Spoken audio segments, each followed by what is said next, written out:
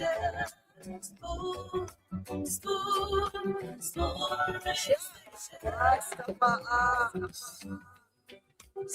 gonna tell you what is happening in Liberia. I'm gonna tell you what is happening in Morovia. I'm gonna tell you what is happening in Africa. Just to trust you and know. The children crying for starvation, just don't trust for. You want to get a news update, my brother, don't trust for. You want to know what is happening, Moreover, don't trust for. Politicians want to make their decision, just don't trust for. You want to know what happening in the ministry, don't trust for. Yeah, don't trust for. Yeah, don't trust for. You from Bonjama, Maryland, don't trust for. Yeah, don't trust for. If you eat your palm, congratulate my brother, don't trust for. You got a small TV, you got a small radio, don't trust for. Yeah. You want to get a news update? Just what? Yeah. Rastafari. Kilibamba.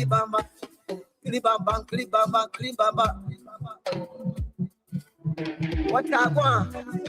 Yes, what you got today? TV. Yes, what you got today?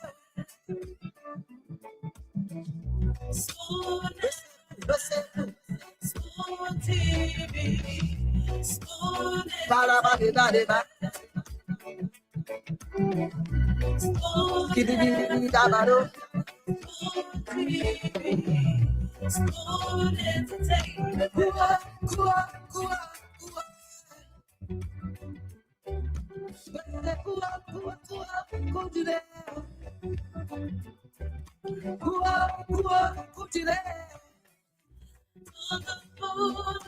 Yes, sir.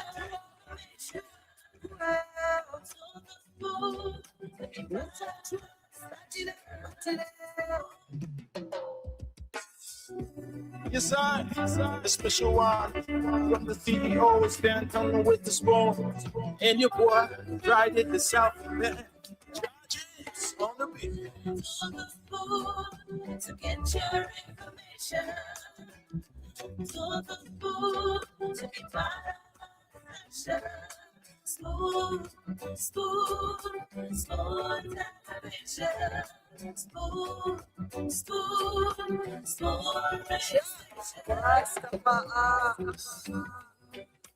I'm gonna tell you what is happening in Liberia.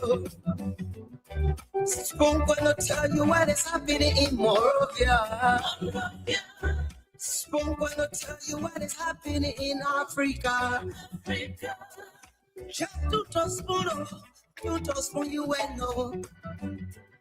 The children crying for starvation, just don't trust for. You want to get a news update, my brother, don't trust for.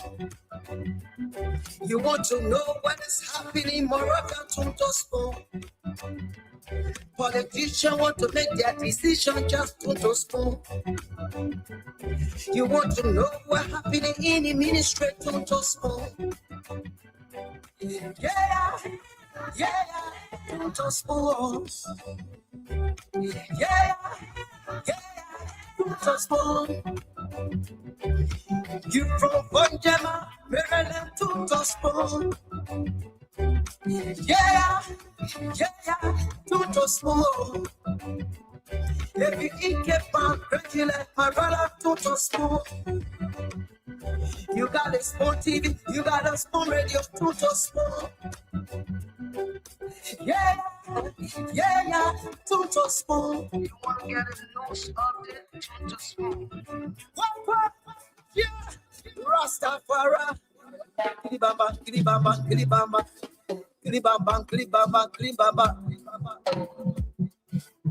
What I want? Yes, what you got today?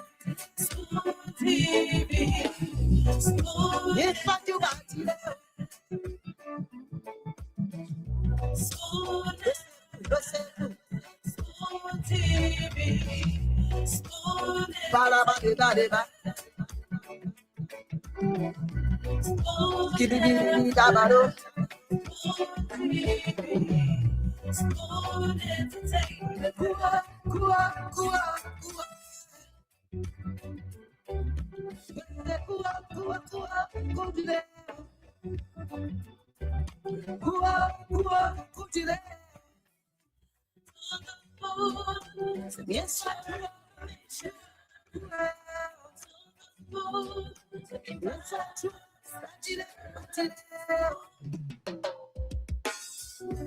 Yes, I, a special one from the CEO, stand on with the spoon. And your boy, right at the South Bend. James on the beat. to get your information. To the food, to get spoon, spoon, spoon television. Spoon, spoon, spoon. Spoon gonna tell you what is happening in Liberia. Spoon gonna tell you what is happening in Morovia. Spoon gonna tell you what is happening in Africa. Just to the spoon, you just spoon you and know. The children crying for starvation, just to Indeed, if the children crying for starvation, from starvation, just tune to Spoon. You want to know what is happening in Liberia. You want to know what's happening across the ministries, the agencies. You want to know what the policymakers are doing. Just tune to Spoon. make their decision. This is where you get the news, the updates, the views, the analysis. In the ministry, This is where you get to hear Liberians speak on the critical national issues every single day. I'd like to welcome you. My name is Nelson Colette. Spoon Talk is live across the Spoon Network. Live on Spoon 107.5, Fabric 101.1, and across the country on several other frequencies, thanks to Voice of Liberia 104.1. For always relaying the show, you got a spoon. a host of radio stations across Liberia, relaying the program as well. We appreciate you for being a part of this journey to ensure that Liberians are informed, irrespective of where they are. The folks can get the information in real time. Well, it's going to be a great show tonight. A lot happening across the country. So many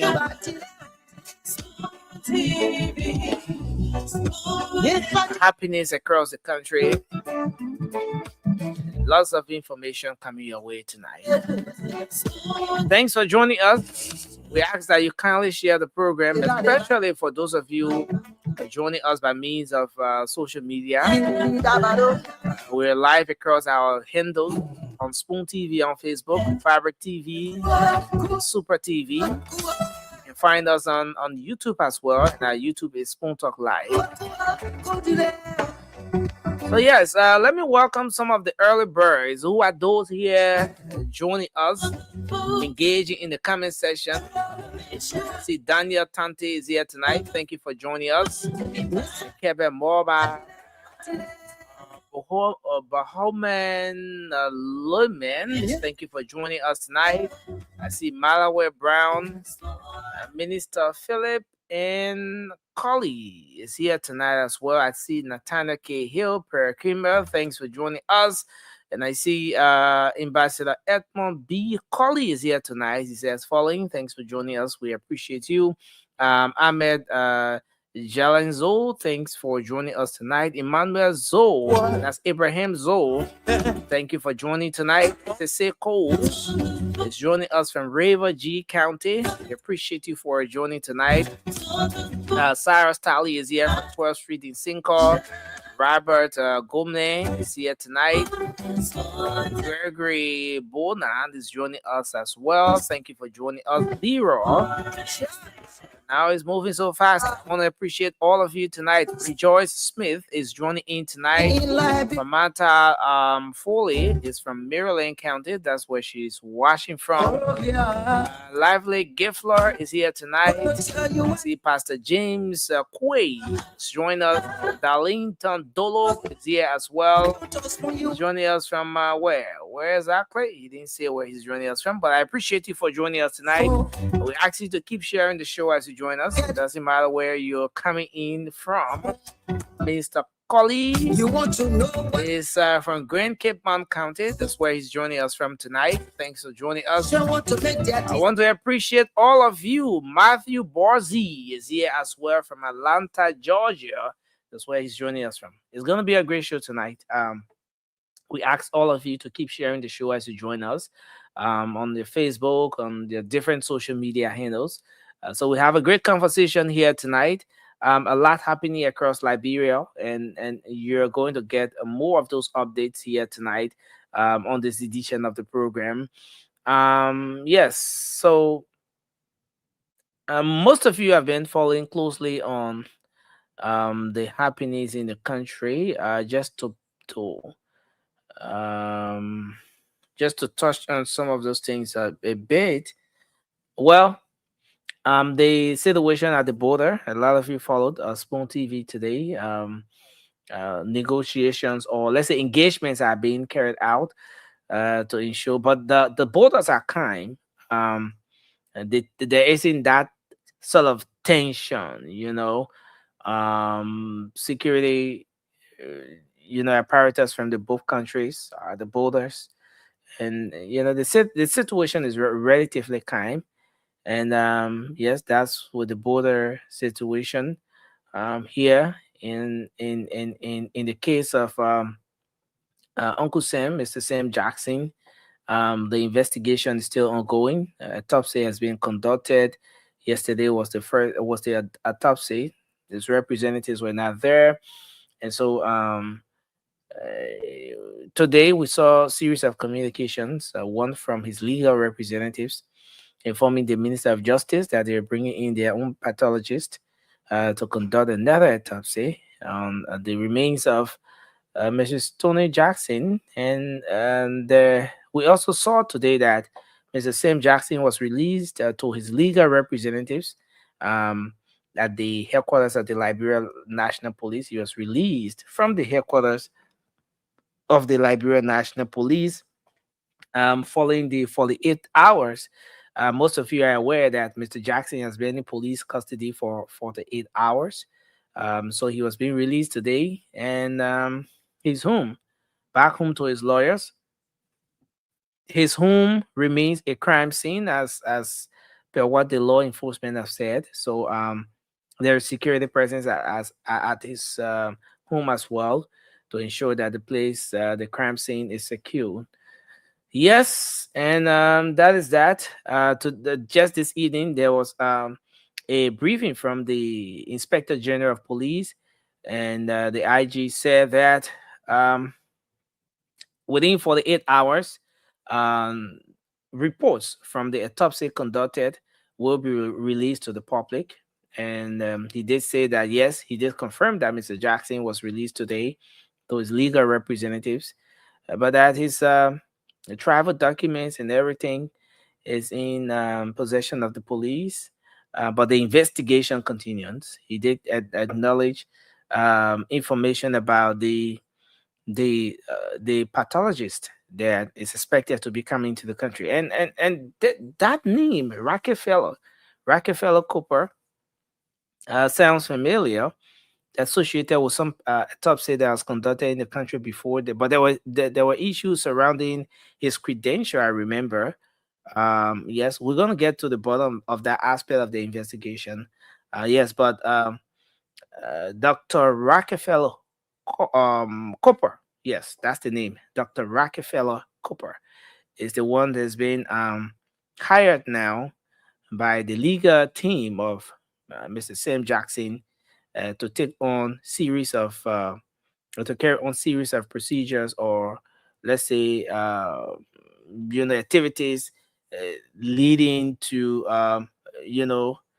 the investigation, let's say a series of activities associated with investigation so as to establish cause of death. So he's going to be accessing his legal representatives are request that he get to have access to the remains, and he's going to be conducting a post-mortem, assessing the crime scene, and a lot more going to be going on. So that's where we are. But I want to say thanks for joining us. This is Spoon Talk. Once the CEO and the rest of the team come on, it's going to be a great show.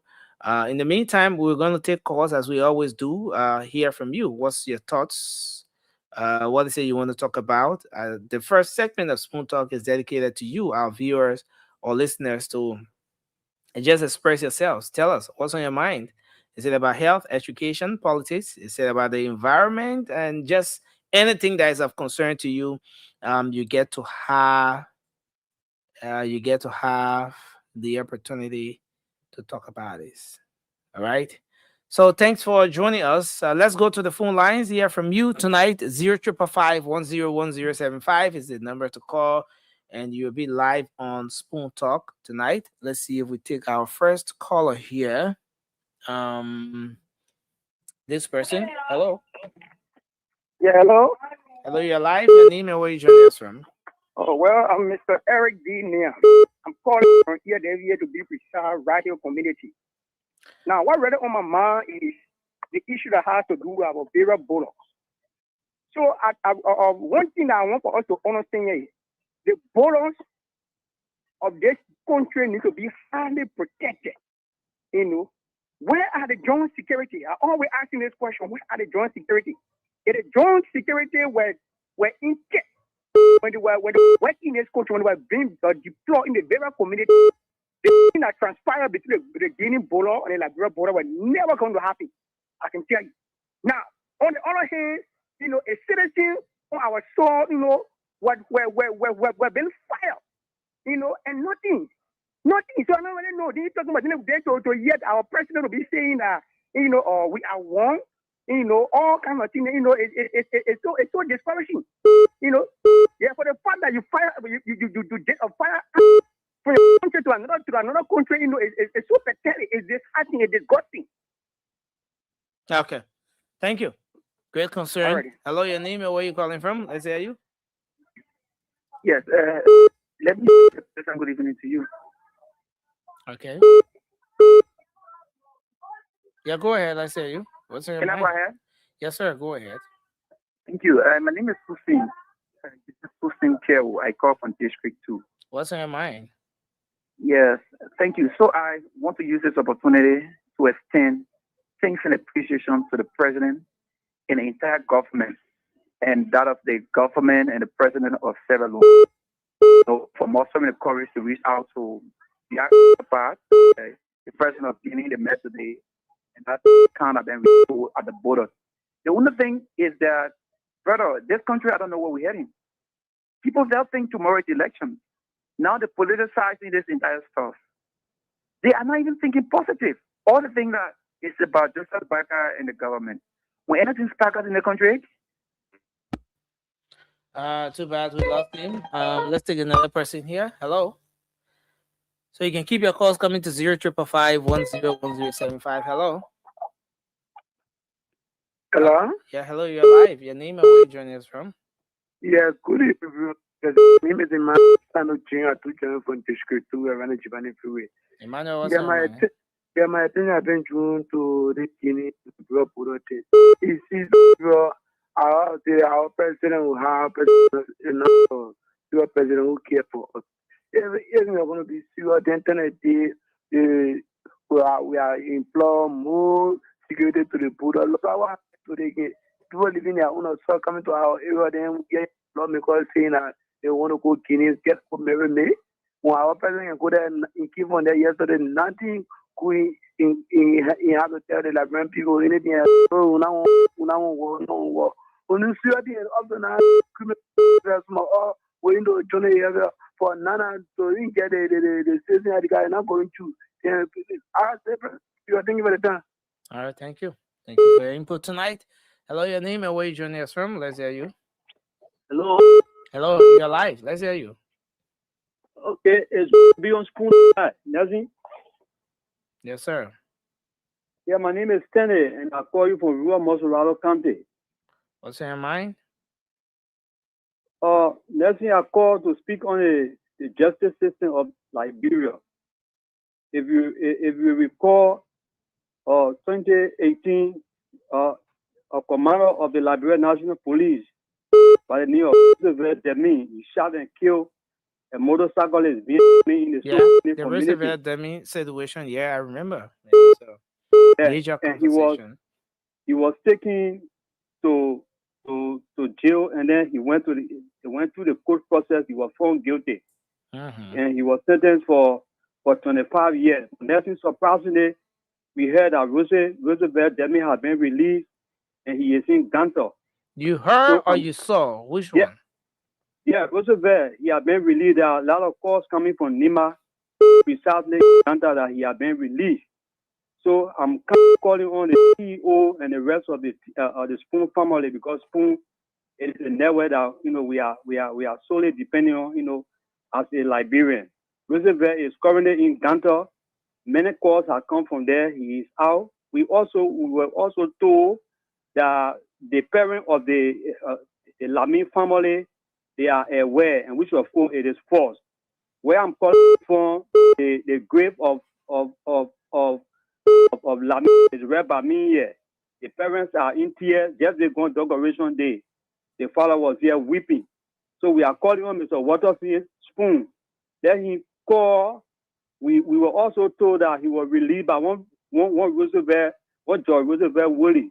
So we trust the credibility of Spoon. So Nelson and the CEO and the rest of the team, please let us who released this man. The guy was sentenced for 25 years, and then he's out. Thank you so much for the time, Nelson. Thank you for your input tonight. We take another person here. Hello? Hello? Yeah, Hello? go ahead. Let's hear you. Yeah. My name is Timothy Kase, calling you from the OP, to be specific, the Lusa Tower. Let's hear you. What's on your mind? Yes, sir, is once more about the issue at the railings. Yeah, I'm asking the RG to please or do something for us. We really want to know the traffic police and the ordinary police chiefs, because as soon as someone or everybody can just go in relay, even you go to the depot, you will not find manpower. But once you get to relay, more one police to that place. Someone will not get bad no more. Someone will get flash here. We don't even know the difference between the traffic police and the other police. Everybody just fighting for ticket and motorboy and car. So then please make us to know the traffic police by their uniform and by what will be happening. We will know they are responsible for traffic inspection. Not everybody can check and jump on the traffic and be hammering you up. We also in. Thank you for your input tonight. We appreciate you, folks. Keep the calls coming to 0555 101075. That's the number to call, and you'll be live. Hello. Yeah, good evening. Good evening. Good evening to the people of Liberia. Let's hear you. Here's the voice of William Fine, and I hail from Cardwell, New Jersey, Northwest. William, what's on your mind? Two things. Number one, I want to say powerful to the government of Liberia, most especially His Excellency President Joseph Nima Boakai and the Foreign Affairs Minister, Eslo Yancy, the diplomats approach. We appreciate when it comes to border crisis, they are proving to the world that diplomacy is the best way to go about it. Not to fire guns, but to be very peaceful. And number two, I want to say a happy birthday to the Honorable Vice President of this country, in President of Honorable Jeremiah Pankun, Liberia's next president in waiting. The only president that set the record in our country for so many years. We have seen going on so many international responsibilities by the president. This vice president is very active. He has proven to the world that indeed a vice president office can never be a Boakai again. So may he enjoy a birthday and continue to learn from the elder in President Joseph Nima Boakai. Thank you so much. Thank you for your input. We appreciate you. So we keep taking your calls 0555 101075. Hello, your name and where you joining us from? Let's hear you. Hello, are you there? Hello. Good evening, sir. Yeah, good evening. You're live on the show. Let's hear you. What's your name and where you joining us from? Nelson, my name is Kegwan Lega Kompaklo Ashawe Bozo. And I do join you from my usual resident 540, East Island community. So thank you, people, for always affording us the privilege to make our points, through the line.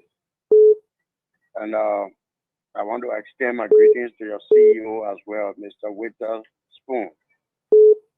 So firstly, we want to applaud the efforts exerted by the government through the president and his core of executive officers who went to Guinea and were able to have, a peaceful dialogue there, diplomatic engagement with the Guinean government, on issues of our borders protection. Now, we want to applaud them for the high level of diplomatic conversations that they had and they communicate that they came up with so that each of those countries will not be engaged in the war affairs with one another. That is encouraging for our country. And we want to also condemn those people, especially from the CDC bloc, who were impersonating that President Weah was trying to make some intervention which was subversive to the sitting president. So we want to condemn those people who are in a constant or might want to be in a constant habit of undermining sitting leadership. All right. And lastly, as I conclude, I want to say to this issue that has to do with the land business in Liberia, while it is true that nobody wants to buy a land that has been bought by somebody, we also want to discourage township commissioners and town chiefs and community chairpersons in various areas where they know that a parcel of land has been bought by somebody previously, but yet engaged into selling that parcel of land in Kohu, so that the person by default can, be a second party to that land. We want to discourage that because it's giving us problem in this country that people are buying land over and over, and with that, people are losing property. So we want to discourage that. Thank you so much. Thank you for your input tonight. Let's take this person. Hello. Yeah, hello. Yes, you're live. Your name and where you joining us from? I am Fasu. I'm sorry, in the market area around the red left. Fasu, please go ahead. Let's hear you. What's in your mind? I call for under the canopy of the UP Intellectual Bureau. Okay. I want to extend appreciation to the Integrity Act from President Baka for amicably resolving the political tension between Liberia and Guinea. I think the president demonstrated leadership. He showed to the world that only dialogue is the best remedy that one can utilize in time of fracas between two persons. So I did by using dialogue over confrontation to resolve the political tension there at the Solomon in the Foya field. It showed that somebody who is always who is very peaceful and who is all for peace. Secondly, hello. Hello, you're live. Go ahead. Yeah. Secondly, the issue of the St. Jackson case. For me, I'm not a lawyer, and I will never profess to be one. But I think we listen and read pieces from some lawyer, weighing in on that saga. And I think some of them have stated that St. Jackson, he has history of abusing women. So there's a likelihood that he is involved, that he's the one that committed the gruesome murder against our professional for Africans. All we are calling. Who was the lawyer that said that? Eh? Who is that lawyer that said that? No, we read pieces. What's your reference? Pieces from who? Hello? Pieces from who? There are so many lawyers. Okay, give us the name of one or two of those lawyers. I cannot be specific, but for me, I'll just go. For me, I'm a faithful person. No, but listen now, listen, Chief. You just said that some lawyers wrote, and you are quoting from what some of the lawyers wrote. Now, and I want you to give us reference of your information, but then you don't remember the references, but you remember the information. Is that the case? Hello? I'm listening to you. Yeah, so like I told you, I'm a faithful person. There are so many pieces of read up and read from Facebook, written by people who understand the law, who read pieces pertaining to the law. And that's why I'm asking, who are some of those people that understand the law that you read those pieces from? Now I'm telling you, I'm a human, I'm in Sato, I'm error prone. So I cannot basically tell you, but I think I read several pieces. Yeah, from counselor that weigh in and thank you. And I link it to the crowd. So thank you so much. Thank you very much for your input. I appreciate you tonight. Let's take this person. Hello, your name and where you're joining us from. Let's hear you. Hello. When you want to quote someone, especially so when the information is seriously connected to or has to do with grave allegations and all of that, you should be quoting right. You should be saying, especially so when you're trying to make reference to some write-ups from legal practitioners, you should be telling us who are those legal practitioners. Then you come across as being credible. But if you cannot state all of those, but you just run with information, then it means you come across as that person who's just trying to use the legal writing and all of those to just put a point across that you have absolutely no evidence to. And the truth is that this is an active investigation. This is a process that's going on. We all have to give the investigation the chance. All right. The investigation is progressing. There are different stages now. The top say, and all of those different things are going on. So let's give it a chance, and let's forget about the who say, we say, they say, I say, and all of those things, and let's look forward to getting information from authoritative sources. Let's take this person here. Hello, your name and where you joining us from? Let's hear you. Hello. Hello. Hello. Yeah, hello. How are you? Good evening. Good evening, sir. It's good to have you. What's in your mind? Thank you. Segu Fofana is my name. Number of United Party Intellectual you are East Community. Next year, I'm calling you guys on screen to a CEO, Damo, and management of the school. School is one listening to platform. It's national and international. So the embarrassment that will cause today by the wheelchair leader on the show, Kev and Azedo, and now the of and now represent school.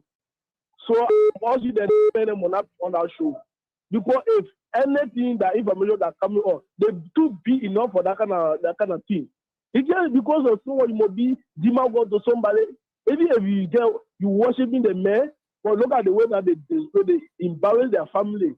Because like me, if I do any negative, the reflection will go because that Fofana ni like generally and now blood. Kev as you know, they are so embarrassed. So school is credible nowhere. So we now allow you at all that kind of people on the spoon talk.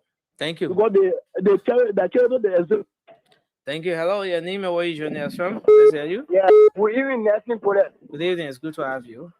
Yeah, my name is today commonly calling of female. What's on your mind? Yeah, nothing good image as an person because you might forget, you know, a greater person. Your background is not good, sir. Your background is not good. I'm sorry. I have. No, I'm sorry. I'm sorry. I'm sorry. I'll have to let you go. Your background is terrible. Hello, your name and where you joining us from? Let's say you. Yeah, go ahead. Good evening, sir. It's good to have you. Let's hear you. My name is Ibrahim Keita, calling from Broadway. Okay, Keita. What's your mind? What is on my mind is about the road that people facing from just to people. And then close to 6 years now, and the people facing the road. Just the small kilometer from Simple Bridge to the junction to people, they cannot do it properly. Up to this time, we stay having bad road condition. And now going to the VCC here, the people not doing nothing. 5 minutes they will come, they will just do 1 or 2 things. They did the mission will be there. They will pass in transport.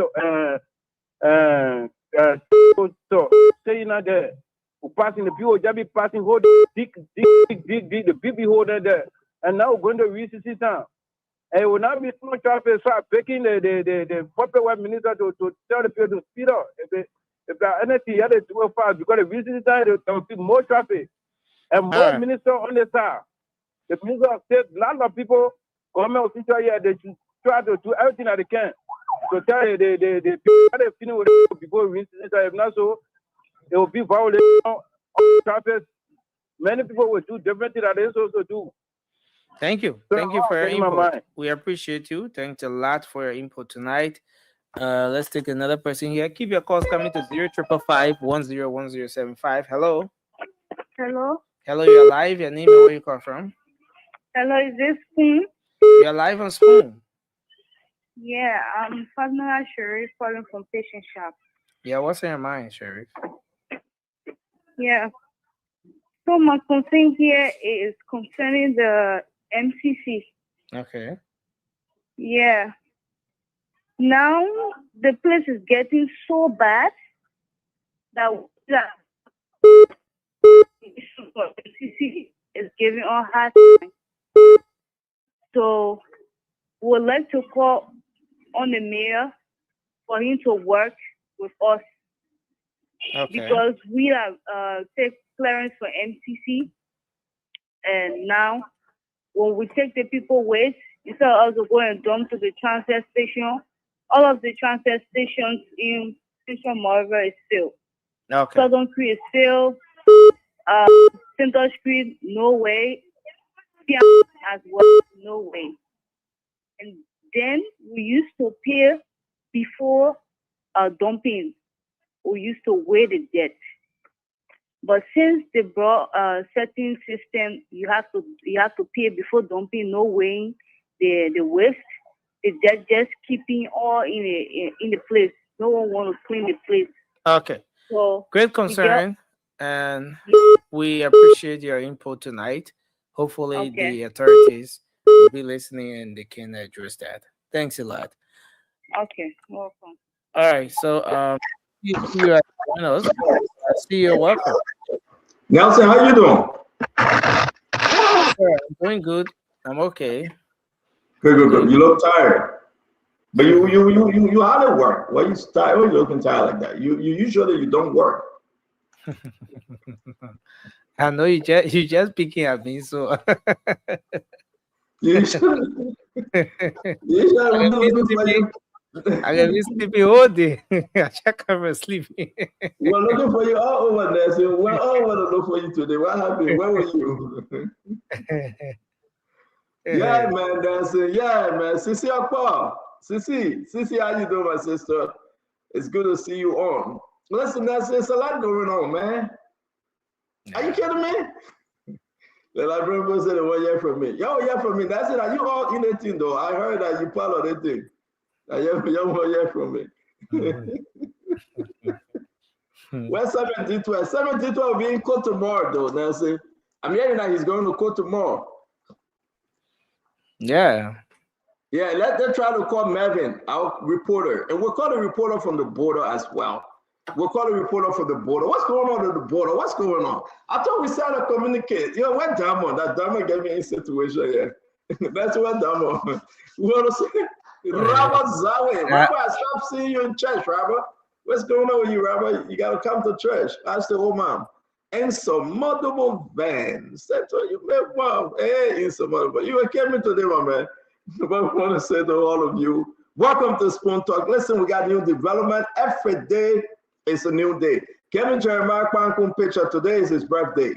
Today is the birthday of the VP. We're going to celebrate his birthday today. He's somewhere down in Nimba on his farm. We're going to talk about the yellow machine today. What? PPCC, but how can PPCC say it wasn't involved? PPCC and the yellow machine thing, you're still talking about it now. There's several people today, the protesters, they're saying they're crying for money, they're crying for something. Jeremy Pierre saying that petroleum importer, well, yeah, what you say, the police RG, the police RCG, you know, talking about the investigation of Samuel Jackson. The Lofa superintendent spoke today, but the Guinean spoke as well. What's going on at the border? Who fled up? Who fled down? The Joseph Iman Boakai do this thing 100%, but a lot of people great aim, right? And want to say bravo to the president, would be peaceful, non-aggression. But yeah, the people came by and told the line, right? We'll be calling the reporter at the border. Is that true? Did the people take the line again? But you know, people never stand up. Well, what you all want from me? We read a whole big thing here. They call it the communique. But welcome to the show, Nelson. We got a lot going on today. I'm writing things down as we're speaking, Nelson. I am writing things down as we're speaking. You know, also today, I should tell you that. That's what you're doing again. No, I'm trying to download. You know the. And we go here that the lawmaker, let's say they're going to the border. You're going to take the lawmaker they're about to take though, led by the region speaker. What's his name? What's the guy name? What's the region speaker name, Nelson? You mean the speaker of the 55th legislature, Honorable Richard Nambakun? Yeah, Kafli, the region speaker. The region speaker, led by the region speaker. But yeah, Swakoko from Noka, they dropped the charges against her, but I'm hearing that they're about to re-indictment again, though. I don't know. Listen, I'm just here, Swakoko to my get. Swakoko from Noka, they dropped charges against her. And I don't know why. Look at what the LDC man said, Nelson. You got that clip? The LDC guy appeared before the Senate today. He said, everybody in the country get LDC. Shit. That true? You know, but yeah, my own, not for me though. I'm just saying my own. And they got, listen, they got first Samuel, second Samuel. So who the first Samuel? That's Samuel 12, the second Samuel, that Uncle Sam. I saw that thing for somebody. I came across that thing, they got first Samuel and second Samuel. Yeah, my people. I'm just trying to, I will ask Samuel 12, who the first Samuel, who the second Samuel? Lord have mercy. Liberia one people. So guys, welcome to the show. We're gonna have fun today. Wherever you're joining us from, share the show. Vera Wallace, I'm not seeing you sharing the show, Vera. Isaiah Thunder, the Thunderbird. I'm not seeing you. My sister Babi Zena will share the show. Fede Bala as always. Theodosia Weir. Theo, it's good to see you on. James David is here. Helen Lawrence is here. Jacob Doe. The I white. Made machine. You're white. And I man, he came here. The man who says email. Yeah, you're white. Daniel Tante, the Buster, Papa, Eunice from all the way Labrador. They may make a 4-hour show all the way, but the man won't come to America. They might get a new family in Labrador and so you will come to them. Hey, let me mind my business. Yeah. Buster, let me say, let's move ahead. With love, Elder B is in the house. For the beer is here. Pierre Campbell, it's been a long time, Sister Pierre Campbell. Again, I want to welcome all of you. It's going to be a great day today. The rest of the guys coming. Uncle Sam was released today, temporarily to his uncle. And guess what, Nelson? I spoke to Uncle Sam. Upon his release, I spoke to him. Yeah. I spoke to Uncle Sam. And Uncle Sam said a lot. I don't know what the Liberian people thinking though, but it looked like, hearing what Uncle Sam said of me, and I will share, he said I can share it, right? And hearing what Gregory Kuma saying, wait. In the next 72 hours, we'll see what is what. That's exactly what Gregory said, right? Did you upload it? Yeah, we have them here. Yeah. The message we have them, yeah, but you couldn't answer the question when you upload, what it was uploaded. The message you have them, yeah. Yeah, I'll try to share them with you. Tell me that you didn't upload it. You upload it, yeah, we have them. Yeah, they're being getting smart every day in answering questions. Very smart, that's a You upload it, yeah, we have them, yeah. And then he said no. He said, yeah, yes, yeah, we have them, yeah. You know, I like the style of Spoon. They are very intelligent, and you know, and my cousin-in-law. That's not my cousin-in-law. You know that, right? So I want to say thanks to you. Yes, guys. So where are you today? Where are you today? We got a lot. Where we starting from? First Samuel or Second Samuel? Which one of the book? Maybe Third Samuel. D12 and First Samuel. But listen though, while we wait for everybody to come on right now, see, I don't know. Maybe that's me, right? Why Eugene Nangwe did that to his fellow sedition yesterday? And I believe you're following the show. Yeah. They said Jowiah spoke to Macron. And Eugene Nangwe came and said Allah. And Asedo wrote. Am I seeing your album Jago in studio? No. I just see your album moving, talking to somebody. Asedo wrote. Jefferson Chelsea, Kev Hassan, they all wrote.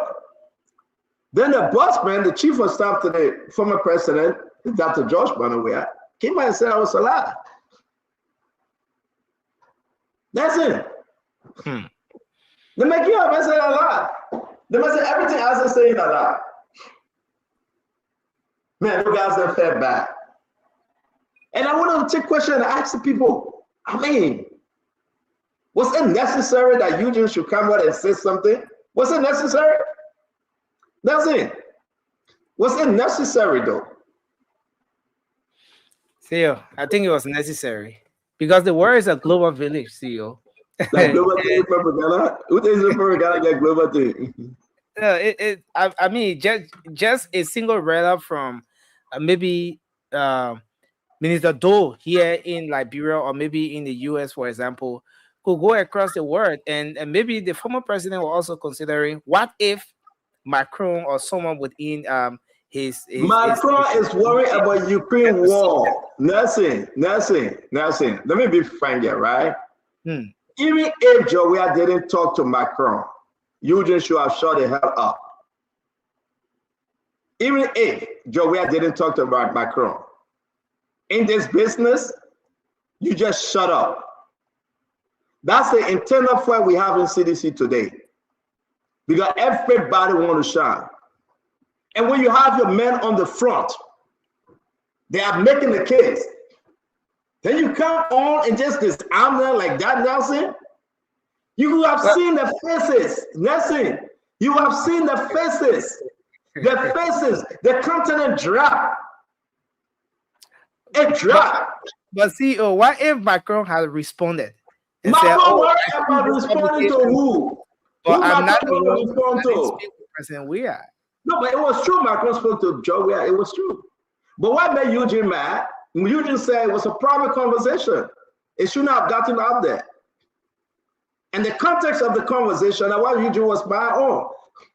The main thing that made Eugene mad is because how you call him, Maggie posted it first instead of Eugene. Eugene and Maggie having a dispute. They fighting each other. You know, Maggie was the chief of staff to George Banawea, but Eugene won that position, and Eugene said he's the chief of staff to the former president, George Banawea. So he should call the shot. So they have that internal rift, and they have that internal dispute. Eugene and Maggie cannot see eye to eye, supported by the other people. So they all want to follow the leader. They want to shine alone. And that's the problem. To tell you the truth. You know, let me say this to you. Eugene argument, and seriously, you can call him, and everybody can call him. His argument that, yes, indeed, the conversation shouldn't have gotten up there. Oh, Eugene argument. The conversation shouldn't have gotten out there. You would have seen Jefferson Chesson face a drop. Let's say Jefferson was speaking. He was in flat. Eugene just brought him down by B-52 and said, you lie. Can you imagine that? If I was sedition, I'm going to go after Eugene. Seriously, you can't do that. That's a political warfare.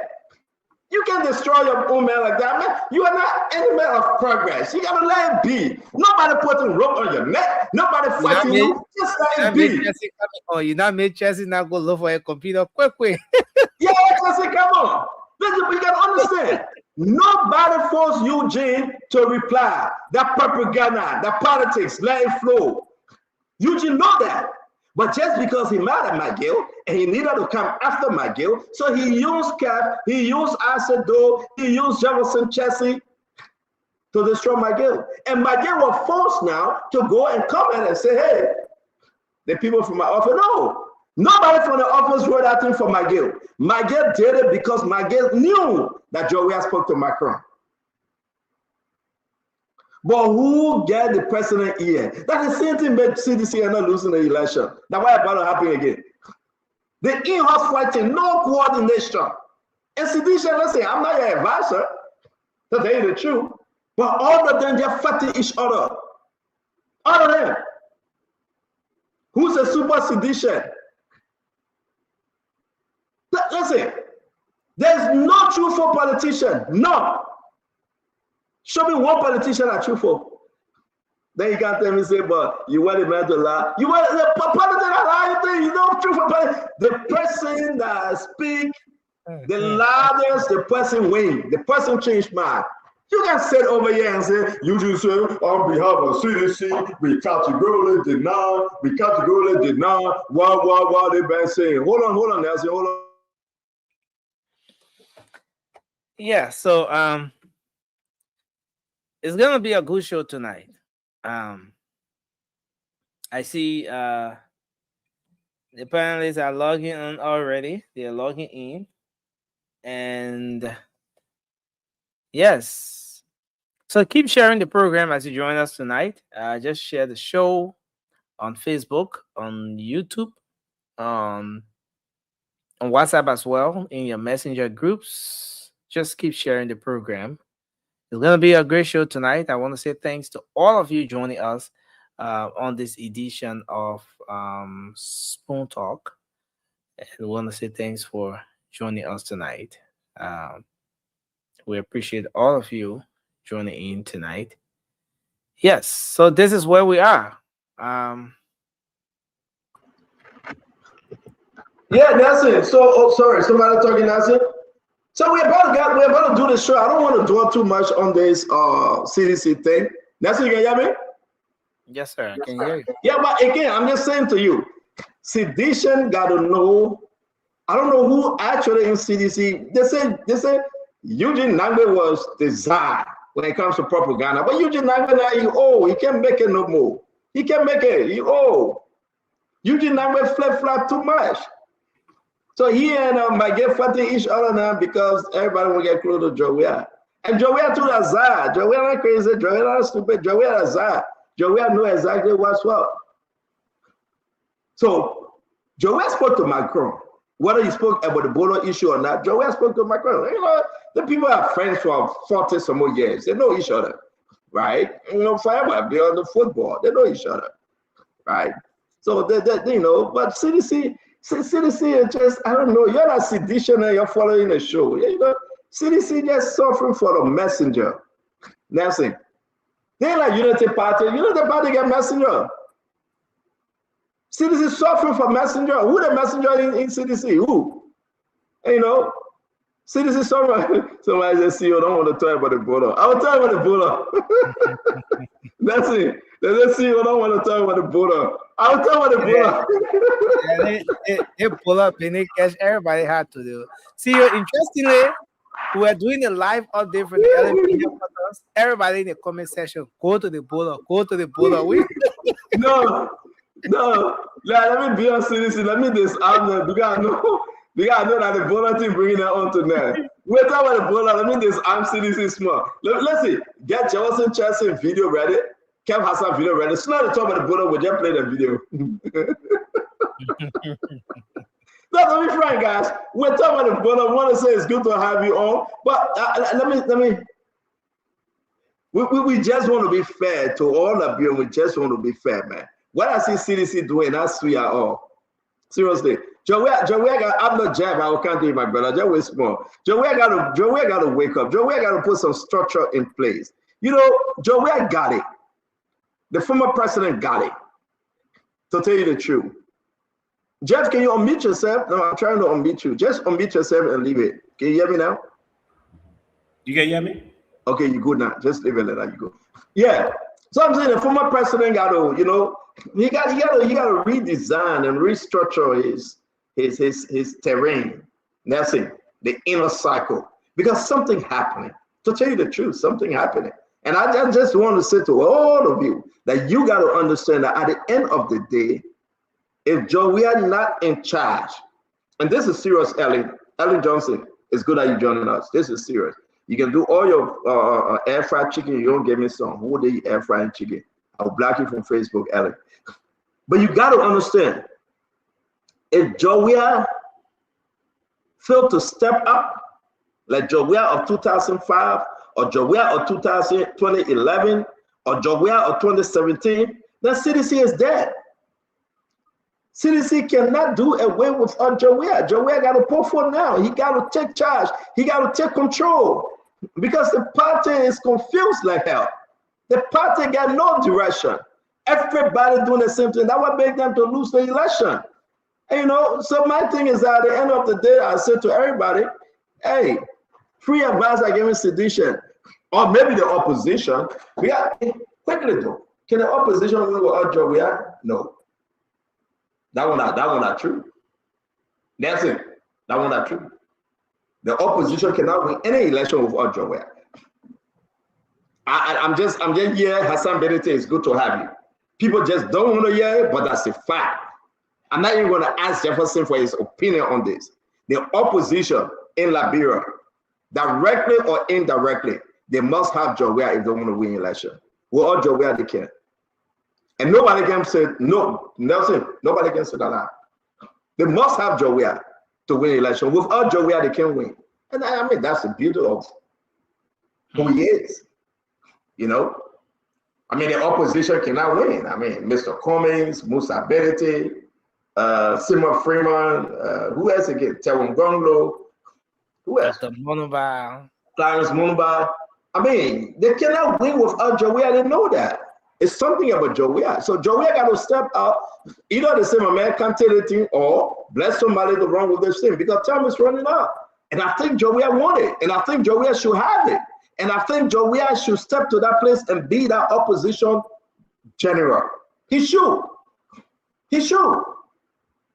Right now in Liberia, we understand that who will face the country, who will make the country better, coming that man, we respect all of that. But for opposition to win, they must have Jowiah. If anybody think I'm lying, you can tell me right now. Can opposition win without Jowiah? But if you ask the question, can opposition win without another political party, they will say yes. But they cannot say opposition can win without Jowiah. Now, I'm not saying that Jowiah will be a better president, no. I'm saying opposition cannot win an election in Liberia while Jowiah is not part of it. Jose, am I lying? No, you're not, and that's correct. But what you've said that is wrong is that you're saying that George Weah needs to step up and you know, look. George Weah is a shrewd politician. He's someone who understands Liberian politics. He's not going to rush. He's allowing the United Party to destroy themselves, to self-destruct. No, that's your problem. You always miss the important part of a conversation. Because that thing that is doctrinized in your brain, you just seem to understand. I'm saying opposition and Jowiah. Then you say Unity Party problem. I'm not talking about Unity Party. Jeff, no. I asked you a common question. How your monologue. Wait. Oh, but I can always have my monologue, brother. I sweet having monologue, brother. Seriously. I sweet. That's what I'm saying. I have monologue to all people drama. My question to you was direct. Can opposition win without Jowiah? You said no. I'm correct. No. But the argument they are making, opposition are making, they are saying they can win without Joe Weah, or maybe Joe Weah should give it up and put somebody here up. I disagree. I know I went against Joe Weah. I know I beat on Joe Weah. But I can say to everybody listening to us today, without Joe Weah, Unity Party win for another 24 years. I agree with you on that. Without Joe Weah. That's a fact. And to move the cup, I'm not talking about Unity Party.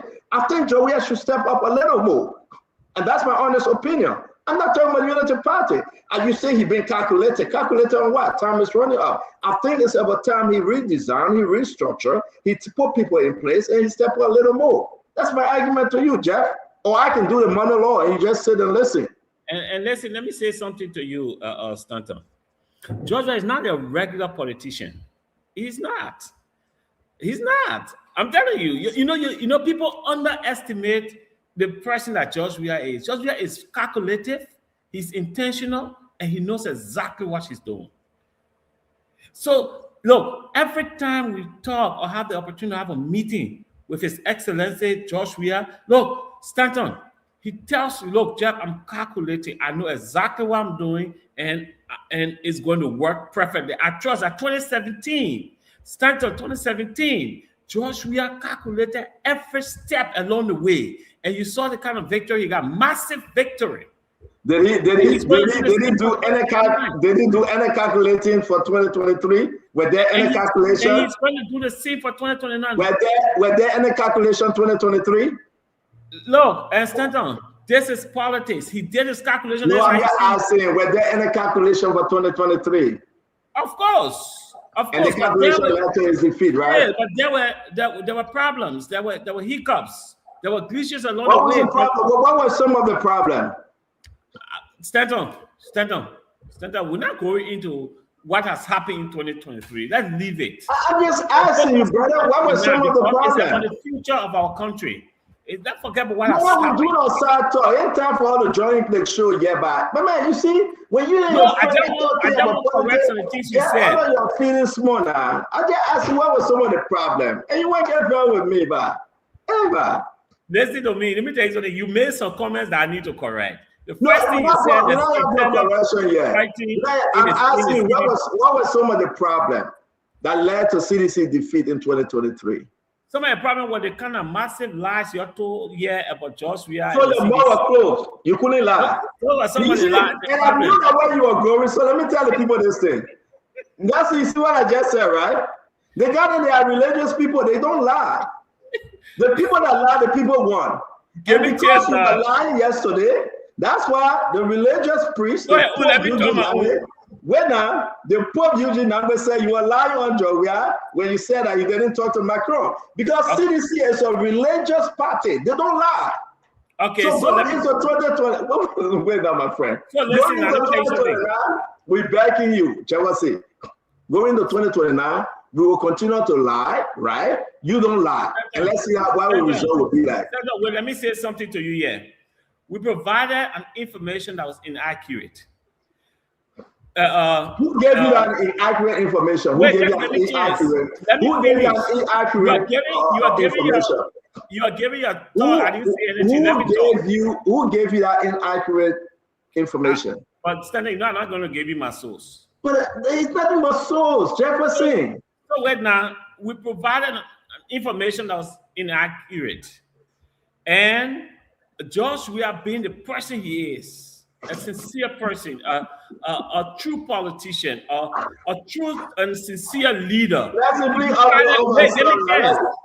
me tell you. He thought that it was right to put out the rightful information, which it was very good. Unlike him, other politicians like Bwaka, who have lied about everything in his life. He lied in front of the first branch of government on the day he submitted his State of the Nation address. So you come back. Okay. So let me play Jefferson.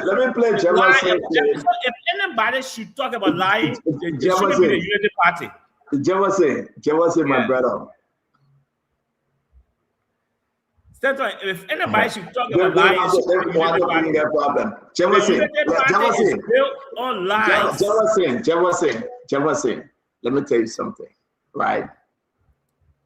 Even in the Bible, the father, the friend of God, the father of all nations lied.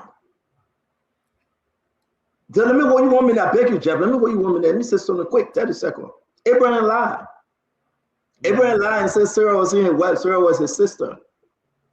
Was he telling the truth, or he was lying at the time when he spoke to the king? And that's the problem. You cannot have your cake and eat it too, Jeff. Politics, you can't make it. Where Nelson going again? Nelson tell yourself, oh, you can make it. Politics are politics. You just can't make it.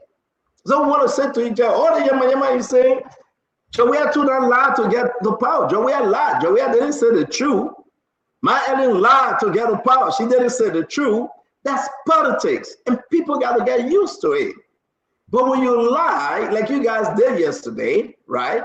And your own party leader came and beat on you, Eugene Nagbe, the chief of staff to the former president, that's embarrassment. I would have allowed that to fly because you know why? Nobody worrying about a year and there. But you ran and you tried to fight among yourself. And I spoke to everybody today, Jeff. I'm not going to call name who I spoke to. You know who I spoke to. You can ask your order of sedition. But we want to move on. We want to move on quickly. We get 10 minutes after 5, 10 minutes after 9. Nelson, where you at? Nelson will be reconnecting again. But you continue to say we will come here and be religious and speak on truth as being religious, and then we will win election. Brother, what we do every day. The former president did was beyond Jade, you know how it is. While you guys got messed up, you know that. You know I talked to all of you guys got messed up. But what we do today, I want to say to all Liberians, everything politician will tell you, take it with a grain of salt. You know that they be lying to you. 99.9% of that is a lie. But something happened today at the border. Something also happened today with Uncle Sam. They released Uncle Sam, right? Temporarily to his lawyer. I was able to speak to Uncle Sam, right? Swakoko, what's going wrong? Swakoko was cleared today by the court. Swakoko was cleared by the court today. Can you imagine that? Local president, the former president on the car, Swakoko. And the court put the blame on LDCC. Something serious happening here. We received information that LDCC have complained, Jeff. They have complained to the court that they need speedy trial. And the court have put a deaf ear on that complaint. Letters that was written to the court. Somebody playing game in the government, either the court, either the justice ministry, somebody playing game in the government not to persecute. Therefore, declaring everybody. Can you imagine that? What Joman Jara, Joman Jara state test, remember I will move by your banners. Somebody playing game. And to tell you the truth, I have the letter. I'm going to put the letter that was written, and this will hit you, Jefferson. The letter was written to the court. They listed the cases that the court should pick up because of time. The court intentionally ignored the request from LDCC just because they knew that they were going to play Swakoko with the other people. You know who they were carrying again? Patrick Woolsey from LRRC. Patrick Woolsey. The court is doing something terrible, you know? The court is doing something terrible. And then what happened to the border? Why we saw the Guinea troop coming back? Why? I want to ask Liberian people what happened. We woke up this morning, the Guinea troop coming back, they're speaking French. Comment tout à pied, je m'appelle, c'est to Witherspoon, et toi, they're speaking French. Can you imagine? They own the land, they said they're going. But then we turn to the government, we ask the government what happened. The government said, we got plenty of gas in the country, Jeremy Pierre said, we got plenty of gas in the... But Jeremy Pierre, the people that like come back to the border, what you say? Jeremy said, oh man, we got plenty of gas in the country, we got few. We ain't worried about few shortage. But then Jefferson, what happened to the border? What Jeremy Pierre not answering the question? Oh, we got communicated now, so nobody can answer. But guys, I asked him, Nelson said, he ain't assigned to Mika. We find out Mika reporter, we can't get it. We got Jeremy Pierre said he got no answer. Remember that Jeremy Pierre wasn't on that trip. No, the people asking to Marie Joseph Baga over. No, man, that school y'all gave me Joseph Baga yesterday. Today, we gave the public school. Chad, what do you think? You got on me, my man. Settle. The first thing, the border issue is that the Guinean president shows complete disrespect to our president. That was unacceptable. And you see, Stanton, the good thing is, or what it shouldn't be is, when you go to negotiation, you go from a place of strength, right?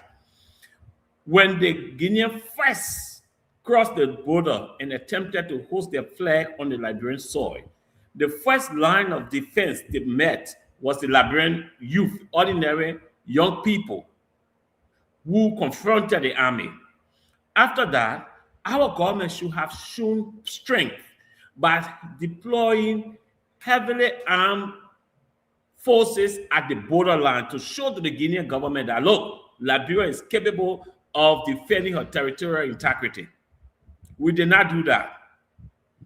We left the place unmanned, and then we went to negotiate with Dumbuya, with the Guinean president. The man is saying that, look, you negotiating from a point of weakness. We can write anything. In fact, that communique was pre-rating before Bwaga even went there. The man had the thing in his hand waiting for it to sign. Bwaga did not have any input in that thing. He did not even read it, I guess. And they just signed. You saw the metric held there that two, his children. You know, and it shows that the guy doesn't have any respect for Bwaga or anybody. You know, he showed that Bwaga is bargaining for a weaker position. So nobody respects. He said, man, that's sign anything. You'll go, man. You know, so that's just what happened. Nobody respects him in the region. Bwaga lacks the respect. But if he had demonstrated strength, trust me, the Guinean president would have respected their discussion, and he would not have allowed his soldiers to cross into Liberia. And this is something we need to take seriously. So hold on, let me hold you there. So let me ask the Liberian people, what you think though? What actually happened? No, seriously. What actually happened? Why the people came back and the person ain't leaving? We're gonna call a reporter. Nelson, bring Jacob on. What's going on? He's in the studio, Nelson, is Jacob in the studio? Yeah, he's here. I'm about to bring him shortly. Yeah, bring him on. Yeah, just go ahead. He can sit in there while you work on the other computer, please. Let me be frank though. Jacob said I'm kind of concerned. Why the people came back? What? They just showed. Can somebody help us? Can somebody help us? Can somebody tell us why the Guinean came back today? Listen. I'm going to say something today, right? Why the Guinean came back today? And look at the communication. Everything was sorry. We gave President Bwaga 100%. But why the Guinean came back today? The first thing is that communication was even vague. It now had no strong commitment in it. The people get communicate back. You can say it was vague. They had no commitment in it. Even when Bwaga returned to the country, when he spoke to the general, he did not even say anything concrete.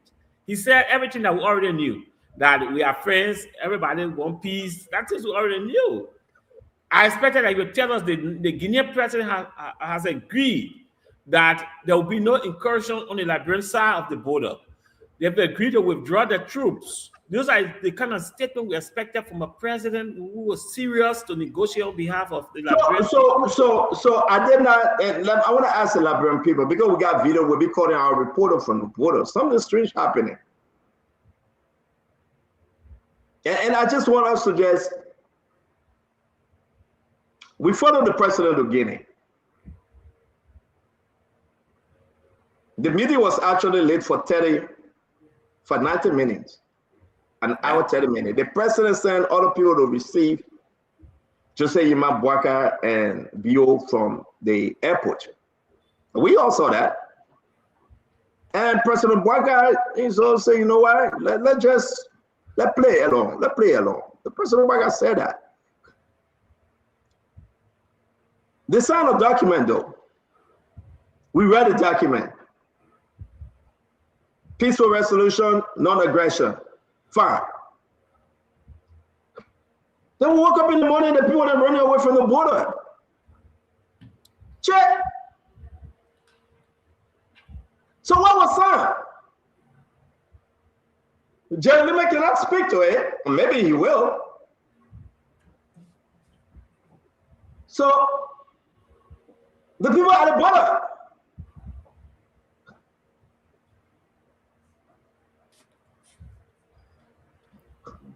I can't understand. I just can't. I just can't understand. I think, you know,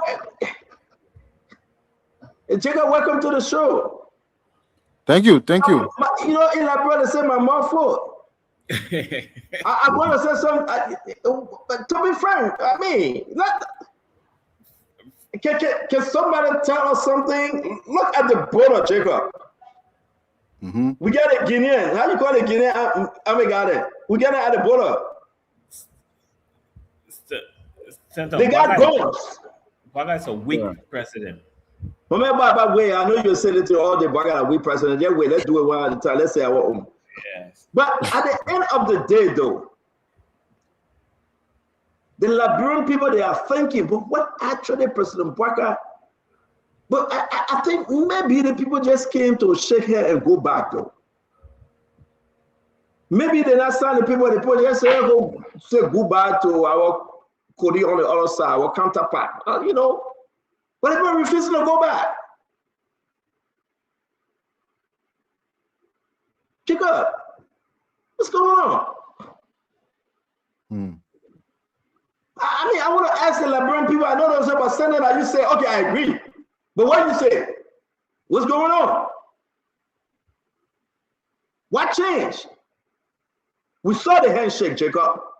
Yeah. You must have saw the handshake. We saw the document, the sign. We saw it. Jacob, don't tell me that thing. Communiquer, Fano du Soumet, Thérapie, Relafati, 000. Yeah, man. We saw this in French and in English. The Chapata meeting dedicated to peace, security, and development, convened in Conakry on Monday. This is another BS. Your French is a disaster, man. Your French. I know that. I'm calling it BS, Bachelor of Science. We saw all this thing. What went wrong? What's happened? I mean, what happened? But Jacob, today we'll have the shortest program in 1 hour. We'll leave here.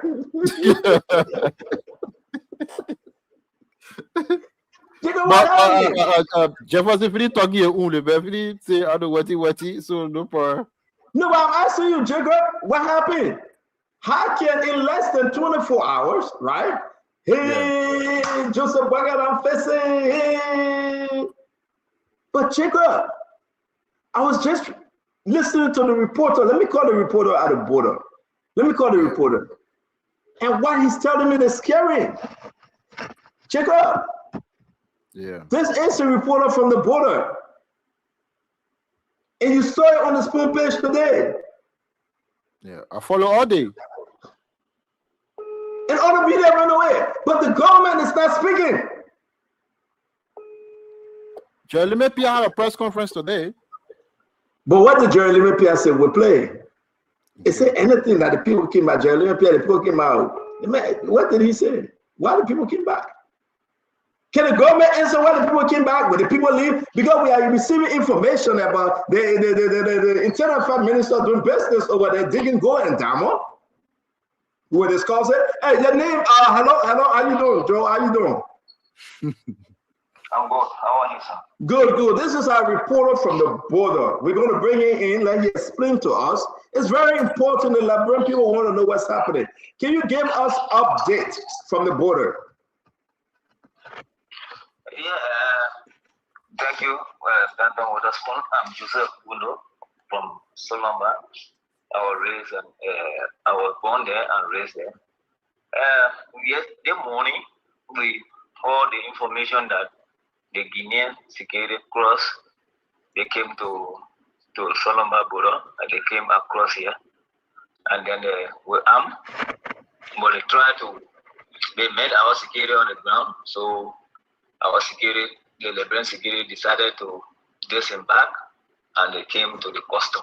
So they are there currently, the evening, the afternoon, the superintendent for Lofa County, the development superintendent for Foya districts, and then the releasing commissioner, one Kimaya, and then the township commissioner for the township, Solomba Township. They all went to ascertain as to why they crossed. So when we went there, we all went there. So they asked them why they crossed today. A matter of fact that the meeting was here yesterday in Conakry. Why encourage them to cross? They said they are not answerable to the superintendent and the rest of the local official that went there. They said if they want to get any information, they should call to Gigidu or Conakry to answer them as to why they came across here. So they left. So the evening again we went, but we were not allowed this time around. The media was not allowed. They went there again for the second time to ask them whether they're leaving. They said they are not going to leave. They were not going to leave. They gave them straight information that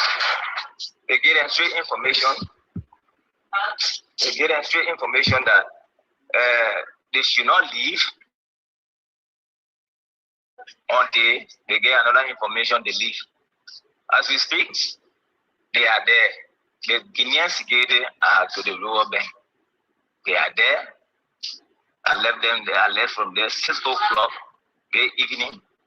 I came to Foya. So that is what is unfolding. So let me ask you a question. Can you step away from the noise, please? If you can. Yes. Yeah. So are you saying the security, they are right there right now as we speak, they're on the Liberian side? The Guinean security are right there. We left them there. In fact, when the local authority asked them, say they are not going to leave until they get instruction from their side to leave. They instructed them to stay there until otherwise. So where is our national security, the AFL, the police, the immigration, where are they? The AFL, the security, not there. We have the... No, hold on one minute. So AFL, hold on 1 minute, I beg you, Chief. That thing is small. AFL not there at all? No. Absolutely no. When you went to the border today, you are saying AFL not at the border? The AFL not to the border. But we have the Liberian immigration, the ERU, the PSU, and 102. 102 is there, Director Satu, there also. They are there. But AFL, no. Since the incident took place, there's no AFL there. So the security, the Guinea security, the Guinea armed forces, the soldiers from Guinea, are they on the Liberian side right now? Yeah, they are on the Liberian side right now. Monday. So they cross the river. Yeah, exactly. They cross the river. They are on our side, on our soil. They are right there. They cross the river. So what are they doing? What are they doing there? Well, they said they were instructed to be there. They were instructed directly. I don't know by who, maybe the government, but they were instructed to be there until another instruction come. If it comes today or tomorrow, they will leave. Okay, so are you saying that we're expecting another instruction, right? Yeah, well, that is what they said. They were instructed according to what the local authority told us, that they were instructed to be there, to stay there. So, did they put up the flag? No. Since they closed, since they came on the side, they have now hosted their flag, but they are there. What about the Liberian flag that were hosted? I mean, did they take that flag down? Is it down? Day before yesterday, there was no flag there, Liberian flag there. We made the flag to the immigration checkpoint. There where we made the flag. But then when we asked some questions, we were told that the higher up instructed our security to carry the flag back to the initial area that it was. So hold on 1 minute. The flag that they put up, that the young men put up, and we sang that song together. Who took the flag down? Who took the flag down? We don't know, but we were told that they should carry the flag back to the place where it was initially posted to the security immigration checkpoint.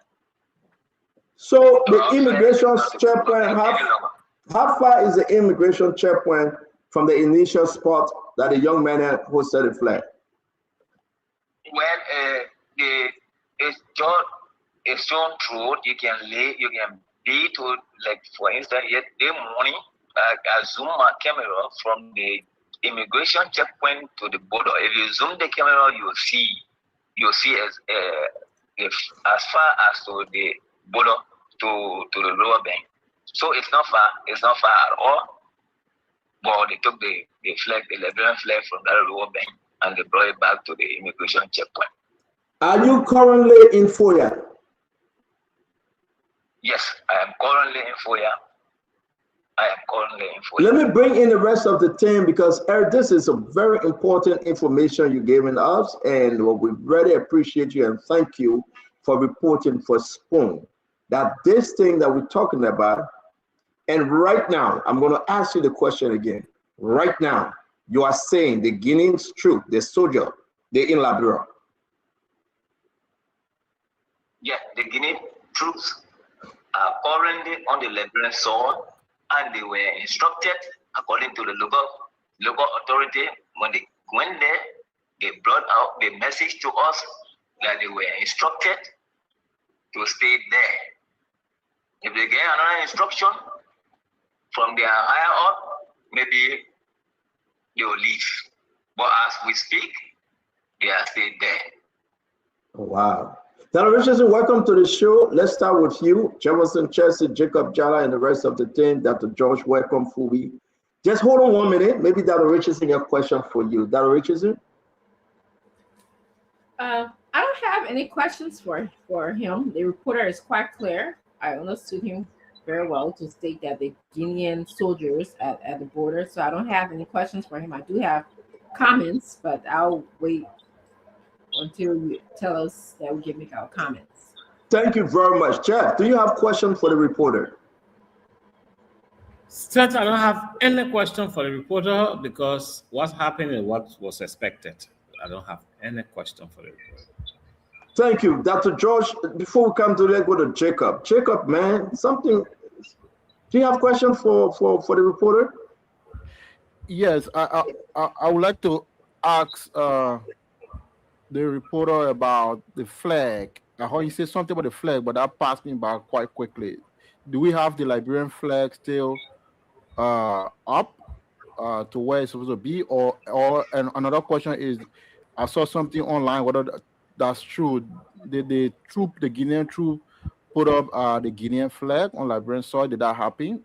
Just trying to find out about that. Okay, the flag. The other day, the citizens hosted their flag there. I was there for like 1 or 2 days. Then the day before yesterday, when we got word that the Guinean contingents were on the lower bank to their side. So I went to verify as to whether the information was authentic. So when I went there, I didn't meet the flag. That's number one. I took notice of the flag. The flag was not there at all. Our flag. So when I zoomed to the Guinea area, I saw a lot of army to the Guinea area. So I noticed that yes, indeed, there were a lot of Guinea army across their side. So as for our flag was not there. So this morning, when the Guinean security crossed, they officially crossed, they never posted no flag. But they met our security there, and I don't know what kind of communication that took place. Our security decided maybe tension was rising. Our security decided to disembark, to retreat. So they left the entire lower bank in the Guinean tier. They came as far as to the immigration checkpoint. But they don't posted their flags, but they are there as we speak. So okay. So I want to ask one more question quick about the humanitarian situation there, because I think this is the reporter. I saw a conversation between, I think it was a superintendent or I don't know, with citizens, and one member of the meeting raised question about citizens, moving, taking their load, and some of them may be displaced and having challenges with finding food and things. So what can you say about the humanitarian situation? Do we have people moving to Foya? What's the situation looking like now? Absolutely. As when it comes to the displays of people, surrounding villages, there are a lot of villages around there, including Solomba. They get Baladu, they get Ma Boston, they get Kudu, they get Alcoholic, BC, they get Tiricolo, they get those surrounding villages around the lower bank. They were afraid when they saw the Guinean troop got on our soil with armed and ammunition.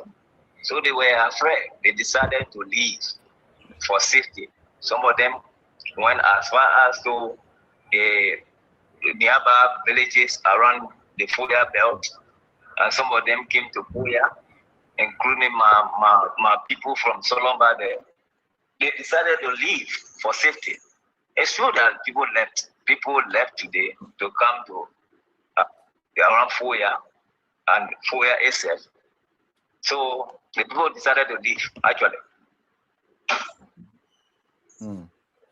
So at the end of the day, go ahead, Fubi. Let's finish with you now, Fubi, Jacob. Let's finish. I got to bring it down to George and Fubi. Yeah. I was going to ask, where are those people staying? Are they staying in a public building somewhere, or are they staying with family members in Foya? People from the surrounding villages now who are carrying their loads and their children and family you talk about. Yeah, they are staying with family members. They are staying with relatives and family members in Foya and the surrounding villages around Foya belts. Thank you. Thank you very much. Let me bring in Dr. George, man. This thing had a quick turn, though. But we have the reporter. Before we go into discussion, do you have a question? Yeah. Do you know the approximate time that the Guinean armed forces crossed into Liberia today? Well, it was around the 8 o'clock. I got information that the Guinean were crossing. So I decided to call one of the youth in my town, Solomba. I confirmed that yes, indeed, the Guinean are on the other side, on our soil officially. So I decided to get to Solomba. So within the next 30 minutes or 25 minutes, I was in Solomba. I went straight to the border. So I started giving the information that yes, indeed, the Guinean officially crossed were armed, but they never hosted their flag. They were there. And they came What's in the distance from Solomon to Foya? Solomon to Foya, if you run, if that way back, and some people, if you run now, it's 15 minutes or 20 minutes, 25, if you run now. So if you don't run maybe 30 minutes, you go to Foya or to the border. Okay. Now, when you were in Solomon, what was the atmosphere like? What were the feeling like in Solomon? And what's the population of Solomon? The population of Solomon is about 1.5. The other villages, if you put, because Solomon is a township, it constitutes about 33 towns. So let's talk about that 7,000 to 8,000 people reside in the 33 towns. So the township is populated. It's populated. It is the township that constitutes 33 towns. Yeah, so what the atmosphere like in Solomon? Is there a lot of apprehension? Are people still looking forward to the government solving this problem? What the atmosphere generally like in Solomon? Even though some people couldn't bear it because of the experience of the war over the 14 years that we fought here, some people couldn't bear it, they left. Some people few people stayed there, but they are still hopeful that the government will solve the situation as soon as possible, in the sooner possible time. We are still hopeful that the government will solve the situation, will quiet the situation down. Some people stay there, few people stay in the town, those that are brave men, youth that are brave hunters, stay in those villages, making sure that nothing get destroyed or nothing is stolen from their houses.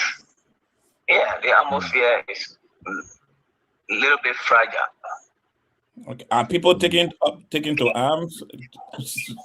Sorry for your last. Are the hunters and others taking to arms with the notion of protecting their villages?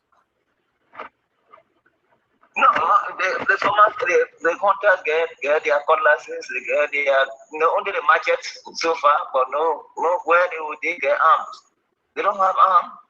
The hunters get like cutlasses and then spear, whatever. They don't have arms. They are not armed. Where are they getting their arms? No. Thank you. They don't have arms. Fubi, you have a question, Fubi? So good evening, everybody. No, it's just disappointing. I don't have question for him. So I have a few more questions, and I'm so happy that you even again confirming that you at the border right now. The Liberian people so happy to hear from you. We celebrated yesterday, most of us, not everyone, that President Bouaga have sealed the deal, and these people were out.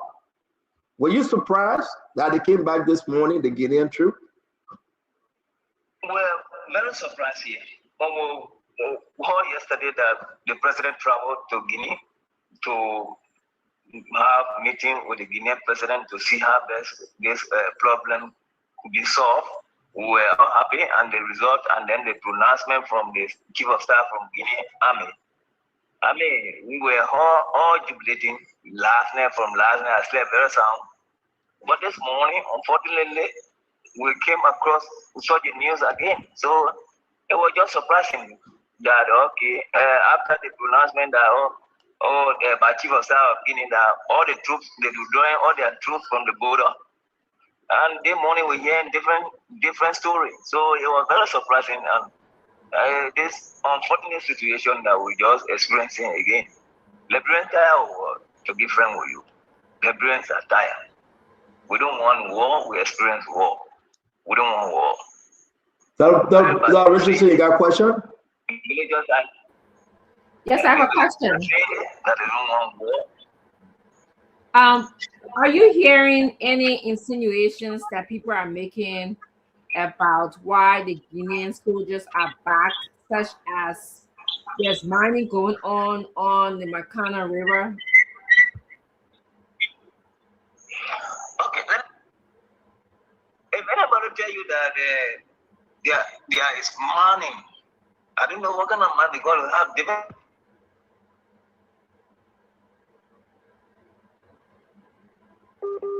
If anybody tell you that they gave you the information that there is mining of mineral going on here, it's not true.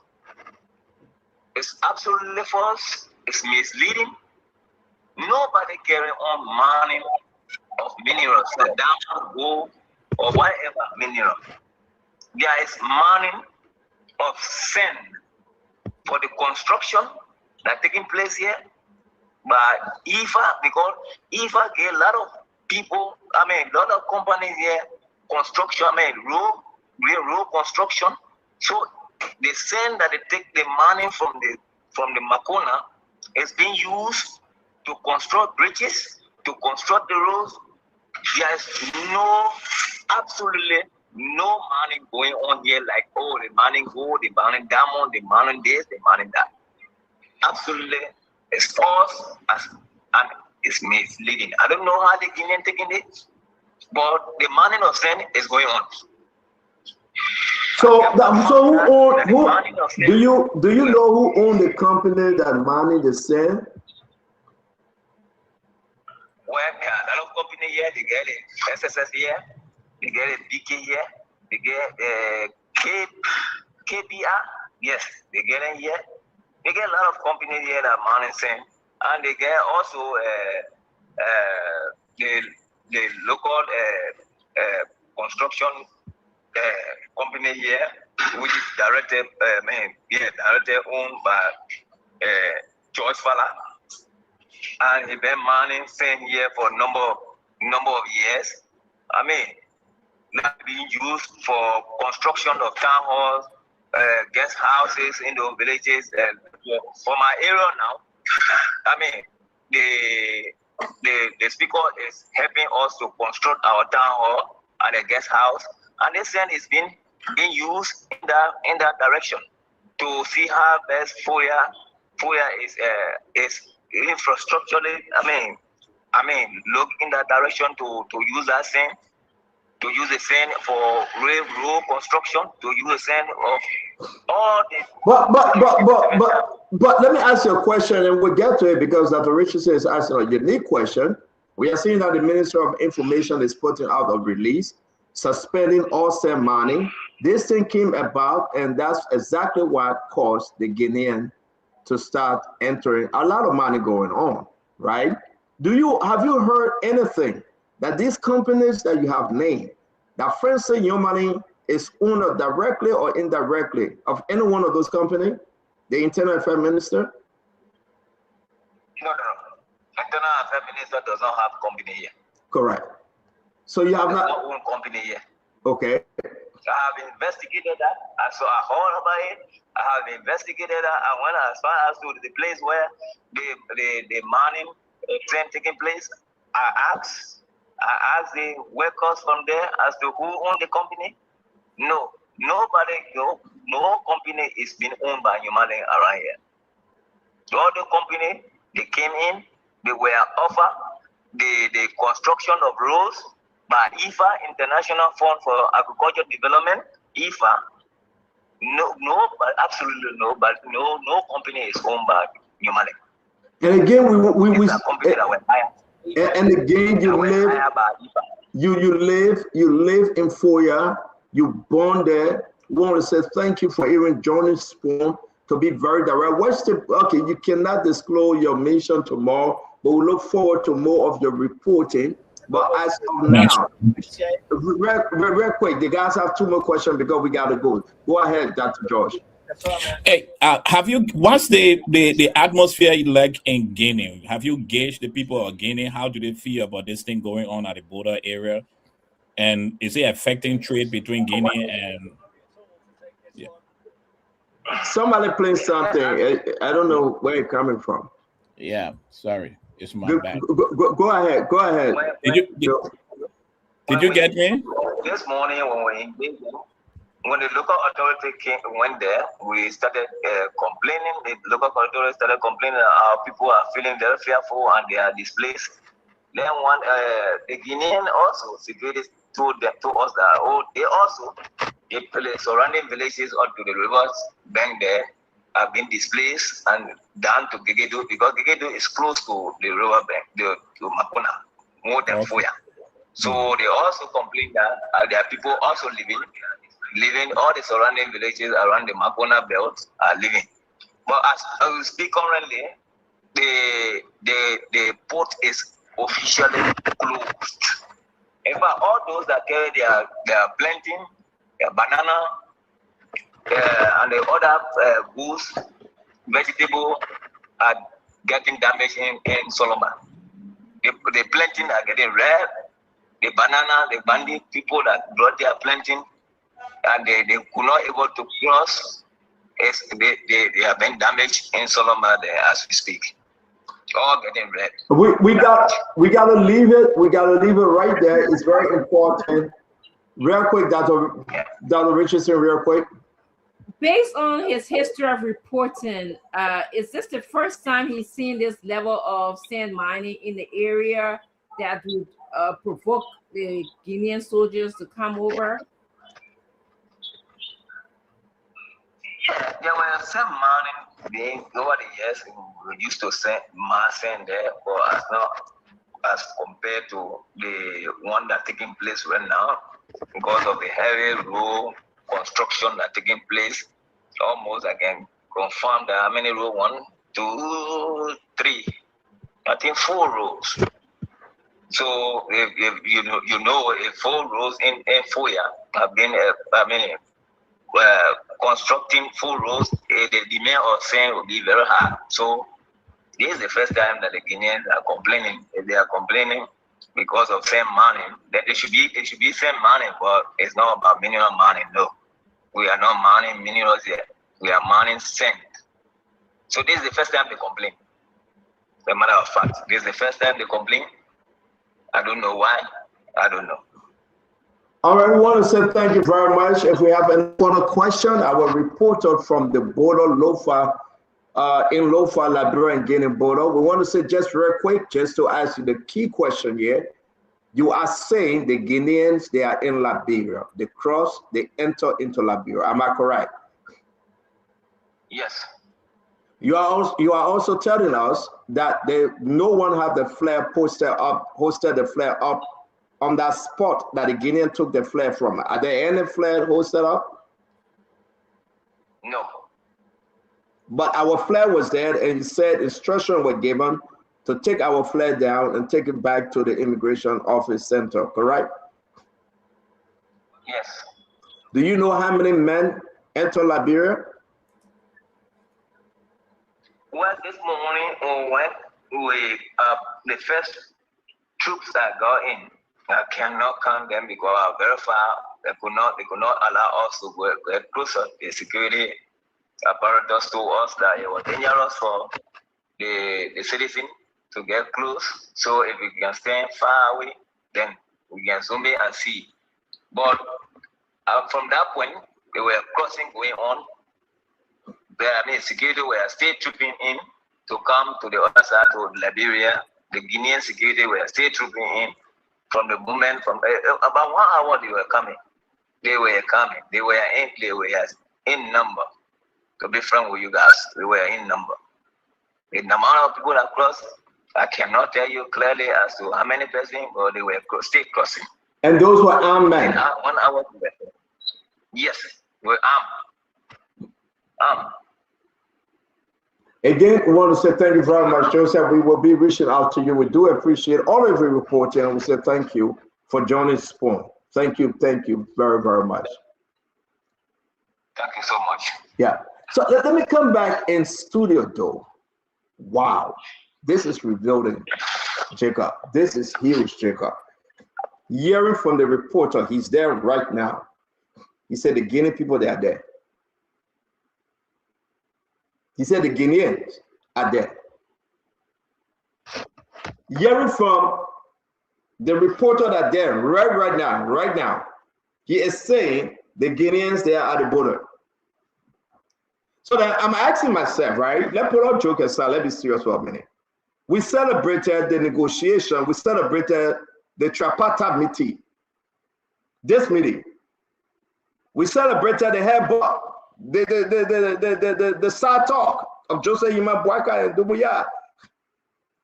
We celebrated the photo up, everything.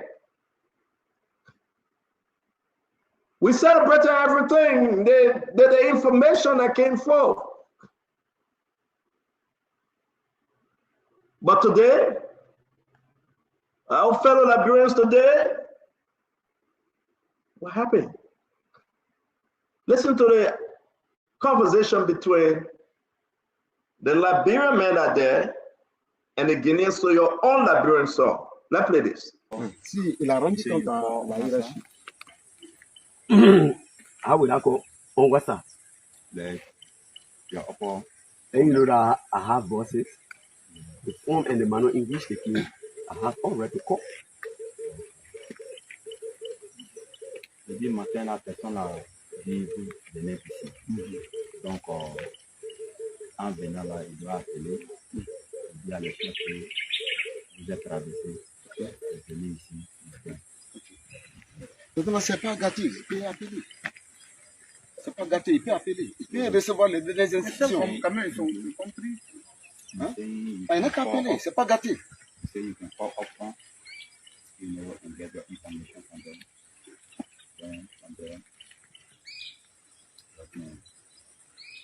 So while we were back, they can go back. Very good. For your communication. They come. Pas de problème. On a déjà droit à terminer. Bon, là, vous pouvez retourner. Là, s'il a fini de discuter là-bas, on va vous appeler. Vous allez venir là, on va venir poser. Hein? Bon, pour se retourner, c'est-à-dire, vous et moi, on se comprend. Hein? Vous et moi, on se comprend très bien. Et également les autres aussi, quoi. Comprenez? Je dis. He said that you and him, you understand. Even the others also understand what we are talking about. You understand now? Vous comprenez? Ça ne pose pas de problème. Nous avons reçu les ordres par hiérarchie. Moi, à mon avis, il a trouvé. Vous avez vu quelque chose sur le terrain. Il ne faut même pas retarder là-dessus, tu te rends compte. Et tu serais situé à partir de la hiérarchie. He said that if you find something, if you find something or situation on the line that you must call over there. You call them, you tell them, this is here, this is here, this is here, this is here. Them too, they will tell you, do this, do this, or do this. That's why we tell you. Yeah, so what we do now, I want you to tell him for us to go back. We will do our communication. Any result we get, then we invite you to come back. And we can also come up here and do it settle. What to come in? Focus. Yeah. More tube are in the kino on their way coming, as you can see. The people are bringing more tube. The people are bringing more tube. More tube are coming from leaving from Guinea are coming. As you can see, these are the tube are crossing from Guinea. Come here.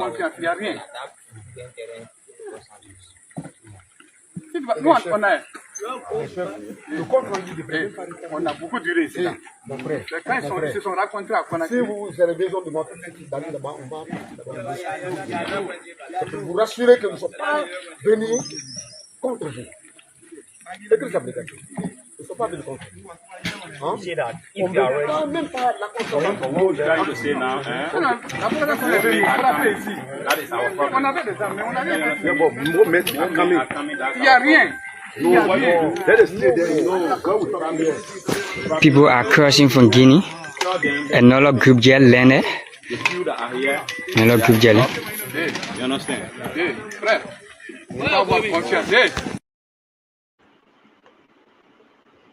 Wow. Let's pause for a minute. Let's just suck it in. What's going on? I'm going to start with Fubi, and we'll go to that up. Richard saying, it's good that we are not that many. We have enough time to speak on this issue.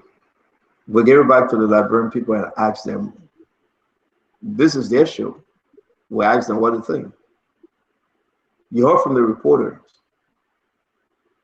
Are they saying, and the reporter that we just spoke to tonight, Fubi, someone said, take down the Liberian flag and move the flag back to the immigration center. Somebody said, well, the Liberian flag shouldn't be there as per agreement. I have not seen that agreement. But after the engagement yesterday, Fubi, you're very strong. I should give that to you. After the engagement yesterday, when we were celebrating, the step taken by President Bouakai and everything else, Fubi, just imagine, man, with boldness. He's telling the guy, said, listen, if you want, you call. We're not leaving. Where are the AFL soldiers? The reporter said, today, no one AFL soldier present. The Guineans have taken over. He said, because of same money, we are seeing the Jeremy Pierre and the information ministry putting out a statement that is suspending all same money. That same money will bring Guinea people in our country. Before you talk to me, man.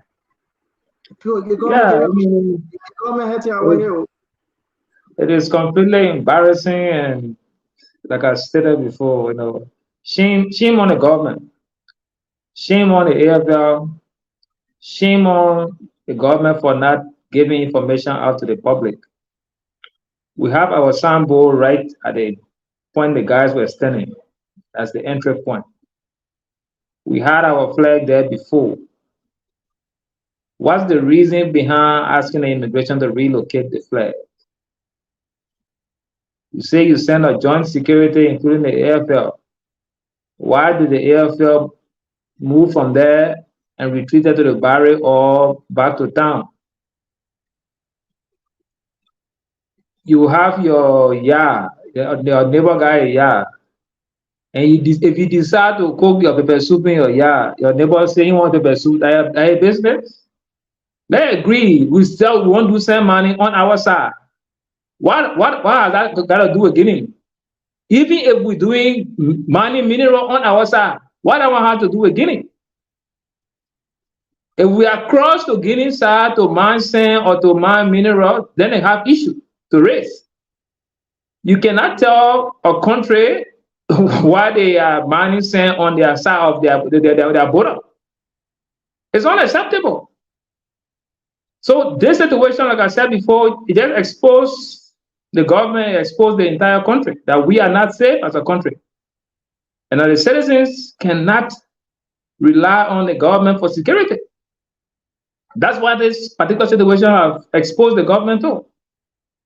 And that's why they keep talking about diplomacy and soft power, soft power, soft power. There is nothing called soft power. So at this point in time, the president needs to take it a step further. If he does not have the military might to contain Guinea and get out of his territory, then he should reach out to bigger hand for support, military support. They're not about going to sit down and sign paper, you come back the next day, okay, you stop all send money. I decide to have send money on my side of the land. It has nothing to do with Guinea. Guinea has no right to say it's stopping like this. Thank you. Yeah. Thank you very much. Let me bring it down to Richardson. Dr. Richardson, let's hear you. Yeah. So now that we've kind of started, I'd like to say hi to everyone. Hi to all my colleagues here. It's embarrassing. I'm shocked. I am concerned. I don't know what happened yesterday. I was following the show, although I wasn't on, but I was hearing you, Stanton, and many others compliment President Bouakai for his communication, his diplomatic stand. People were saying that they were happy that he attended the meeting yesterday with the Guinean president. I have said from the beginning that we can walk and chew gum at the same time. We can bite and blow and we have to be in a state of readiness. I think if you guys recall, this is my primary thought about this matter. However, do I tend to agree with Fui? This issue of the Guinean coming back to sort of encroach on our country or incur on our country. I don't want to say invasion because that's a little bit too harsh, but they've done something wrong. Even after the diplomatic talk yesterday, we still see them today. So I think it's right for all Liberians to ask, what was the point of the communication? I believe that it's right for all Liberians to ask, why is the president not speaking to us? I said this before. I believe that President Boakai should be talking to the Liberian people. We need to know what's going on. People are just frantic. I'm in the state of shock.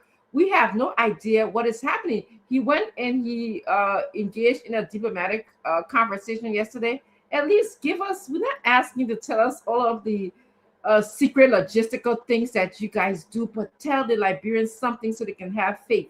They can have some sort of trust in this government. Right now, people are unsure. They're running away, going to different parts of Foya, okay, as the reporter said. But based on my own reading, I am under the impression that they have to answer who owns the Makona River, Fubi, to your point.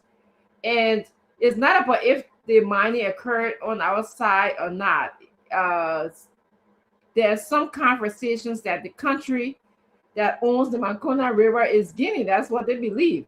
And so they feel like we are encroaching on their river because the river, I read somewhere that the Makona River originates in Guinea. Okay? That's what I read. So I may be wrong, but that's what I read. And that's why they feel like that's their territory. But I want to end by saying we can bite and blow, we can walk and chew gum, and we have to be in the state of ready. I was looking at those Guinean soldiers. They were well dressed. They were armed. They had a helmet on. They were standing in the state of readiness in position. And then I look at our people. We had absolutely nothing. That is a major port of entrance where commerce occurs, business occurs, and nothing. It looks like a Palau hut that is there. So thank you, but you don't have soldiers there, so you're making a mistake. We have immigration officers, not soldiers. Well, okay, we have immigration. We have immigration officers. Yeah, we have police, immigration. The reporter said there's no AFL, no one AFL present.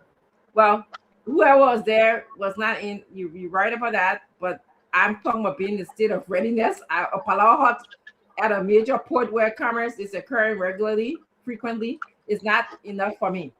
I believe we can engage in diplomacy. I believe that we can strengthen our border, which you have more than a Palau hut at the border, which you have other people. And I believe that it is about time that we build up our military. Thank you very much. We got to run with the breaking news that Francine is saying. Thank you. They're saying that Francine, the same money you're talking about, the Guinea is saying they should stop. So as late as of today, the Minister of Information was instructed to send that communication to suspend some money. It was a request. And the government is doing everything possible to avoid confrontation that Richardson. They don't want no confrontation because they are saying, if you go there, man, the Guinea people do something to you, you're on your own. They're trying to avoid the wahala that Richardson. So therefore, Jeremy PL 25 minutes ago was forced and asked by the government to put out the statement. Because the Guineans, they are demanding. Nobody should mind saying yeah. And therefore, they're putting out the statement this late. Government of Liberia provide updates on the situation at the Lofa Guinea border. Blah, blah, blah, blah, blah. You saw it there. San Jerome Matthew Pierre. But something strange happening though. Are we still putting out a statement? When we just signed a communique, the president came together and they agreed. People are displayed now in Lofa. People are running, they are displaying in Lofa. Look at Ghana must go. Suitcases. Look, luggages. People are finding place to go. So, no, the government owe it to the Liberian people to be transparent. The government owe it to the Liberian people to be very, very, very clear. Jacob. This government now, after we celebrated them yesterday, we are finding that they are lying. They are not saying the truth. When I see good thing, I say, when I see some bad thing, I must say. The people are concerned and the government is lying. Somebody is lying. And somebody need to tell the truth. Because Liberians are being displayed in their own home.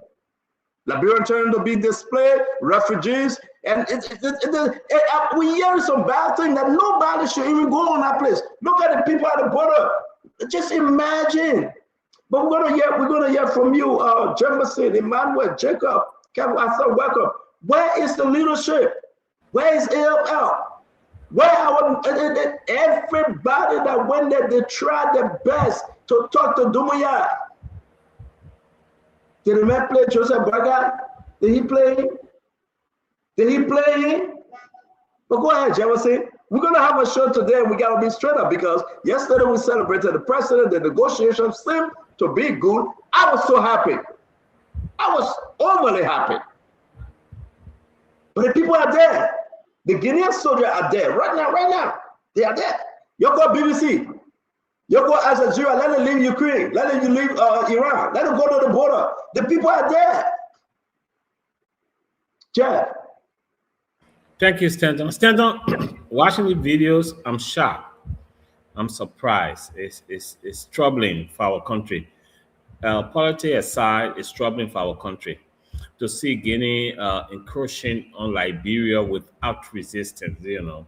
But on the flip side, this shows that Bouaka is a weak leader and he's not respected in the sub-region.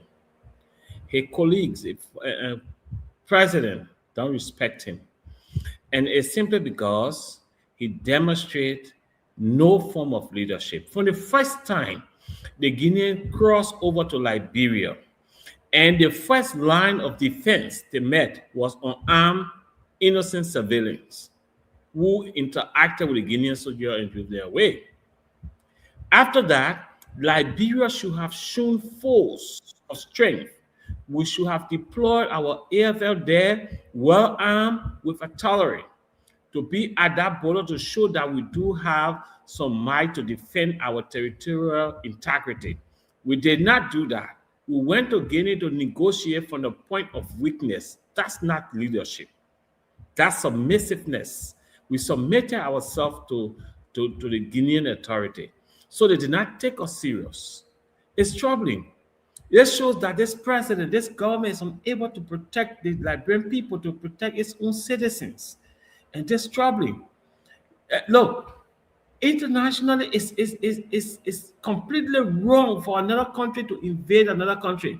And there's nothing you can do about it. Look at the communication that was put out by the information ministry, stopping Liberian people for doing business in their own country because the Guinean people are threatening to take over our places. They show weakness. It doesn't show any strength. It shows that Liberia is compromised. It shows that the president is unable to protect the territorial integrity of our country. It shows that Bouaka has no connection, no touch, nothing whatsoever in the sub-region. It shows that the entire sub-region don't respect him in any form or manner. The president should be now speaking to the Liberian people about what's actually happening at the Guinean border. Take, for example, on the arrival of the president, what did he say? He did not tell Liberian people anything. He only said, look, we went there with friends, we want peace, and that's all he said. And that was wrong. You did not give any detail on what was discussed, how was it discussed, and what was the agreement. Even the communique that was signed, I don't even want to believe that Bouaka read that communique because it's generic, it's vague, it has no binding issue in that entire communique. If you read it, there's nothing binding. And if you read the MRU resolution, It looks like that communique was just extracted from the MRU document and just put in in a form and manner for them to sign. Go on. Thank you. On page 130 of the MRU agreement, you will see that same information is there on security, on peace and security, on border control. Thank you. So I see nothing going on. Thank you. Let me bring in Dr. George. Dr. George, this is heartbroken. This is concerning. And a lot of Liberians begin to listen to the reporter. Listen to what the reporter said. Can you imagine? And I know you would speak. But let me put these pictures up. Look at the Liberia we're getting into under President Barker. External force enter the country. Look at the Liberia we're getting into. People ready to run. They are running, and the government is not speaking. The government is quiet, but the government said, don't do ceremony. What actually happening? Just talk to us. Yes, this is a stunning development. My heart go out to the 8,000 Liberians in this Solumba Dextre area. Our township, according to our reporter, 33 towns that's on edge this evening because of the development that we have been witnessing over the period of weeks.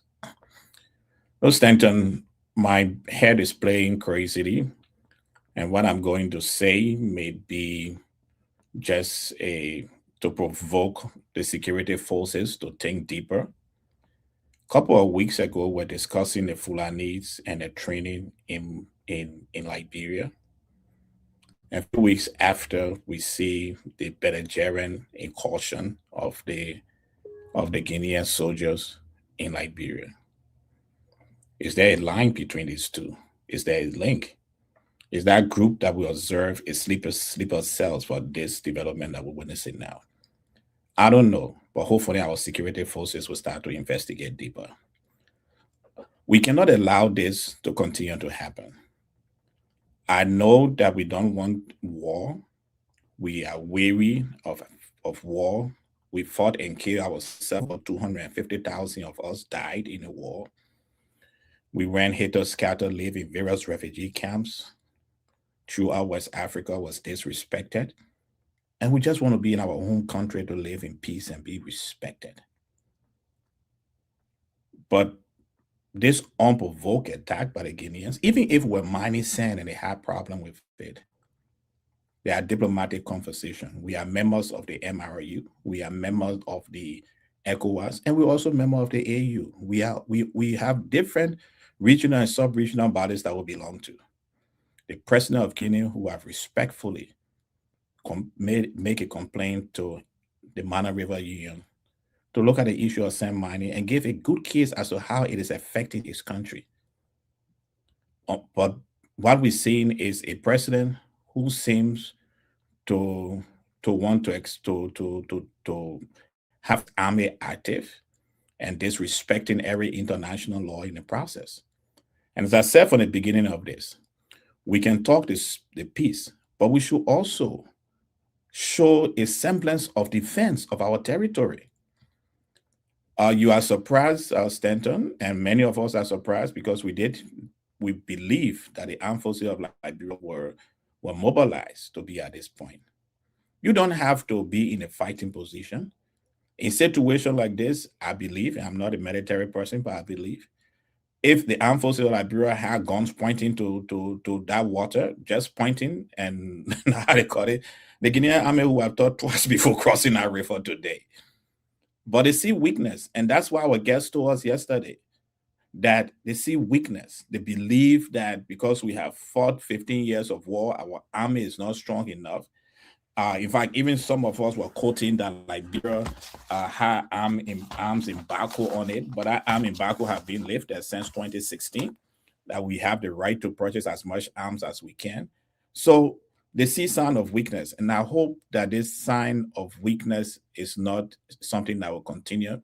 But again, with all I'm saying, I agree with the security forces today to withdraw and take a stance so that they can have a perfect order as to how to deal with this situation. We don't want to start a fight that we are not ready for or we are not capable for, but we must show a semblance of force at that port of entry. That is 15 minutes away from Foya. And that's the second security place after Montreal. That's where the president comes from. It's a threat to the president when he goes for vacation. Thank you. Thank you very much, Jacob.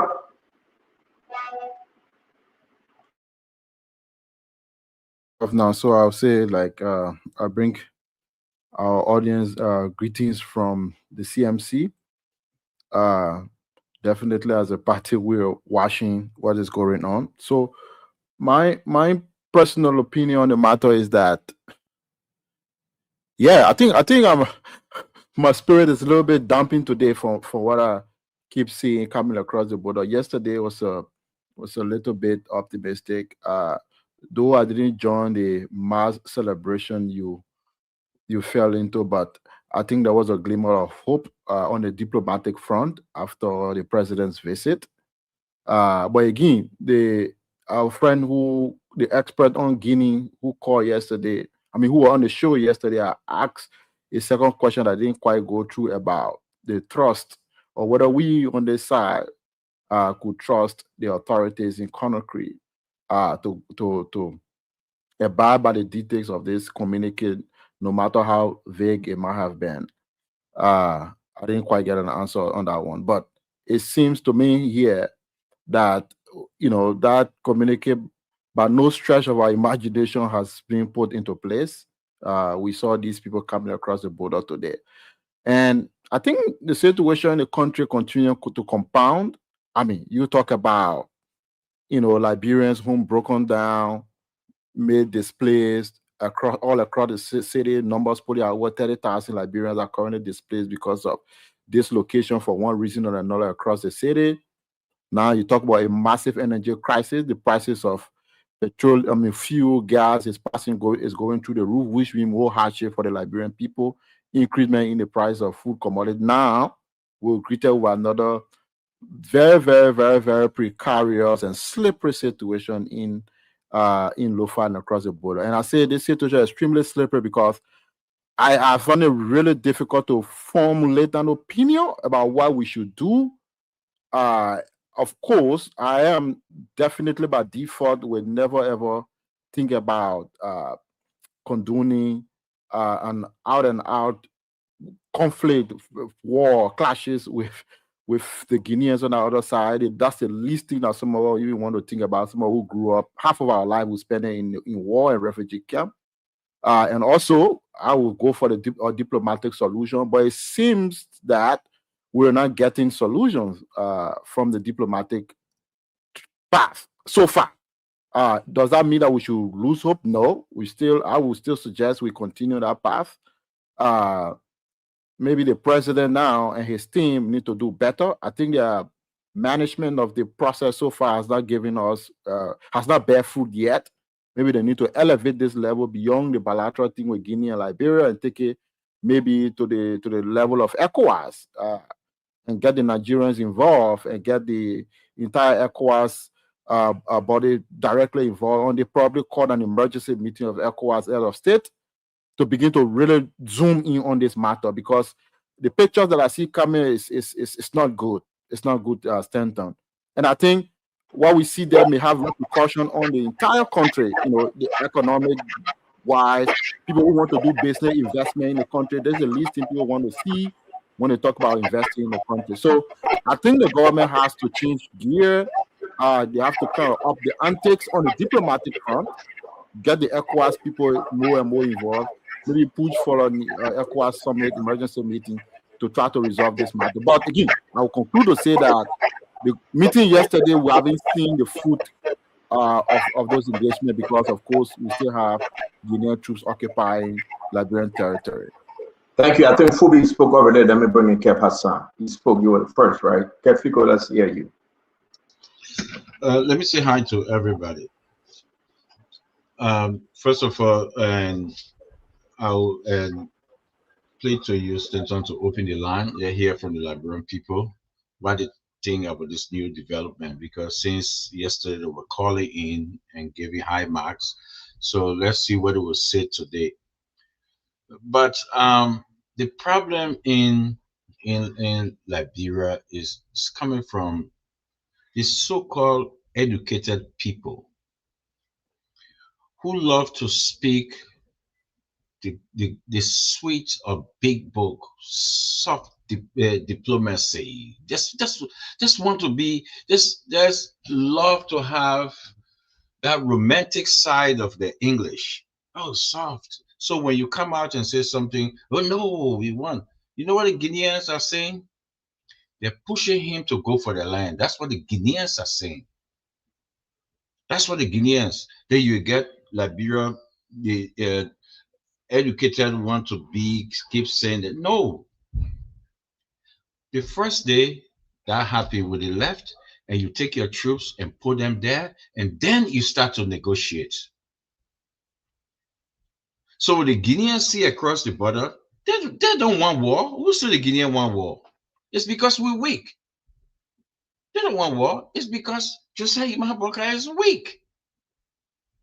But when you put your troops there, and then you sit on the table, then you come in from a point of strength because you get somebody there.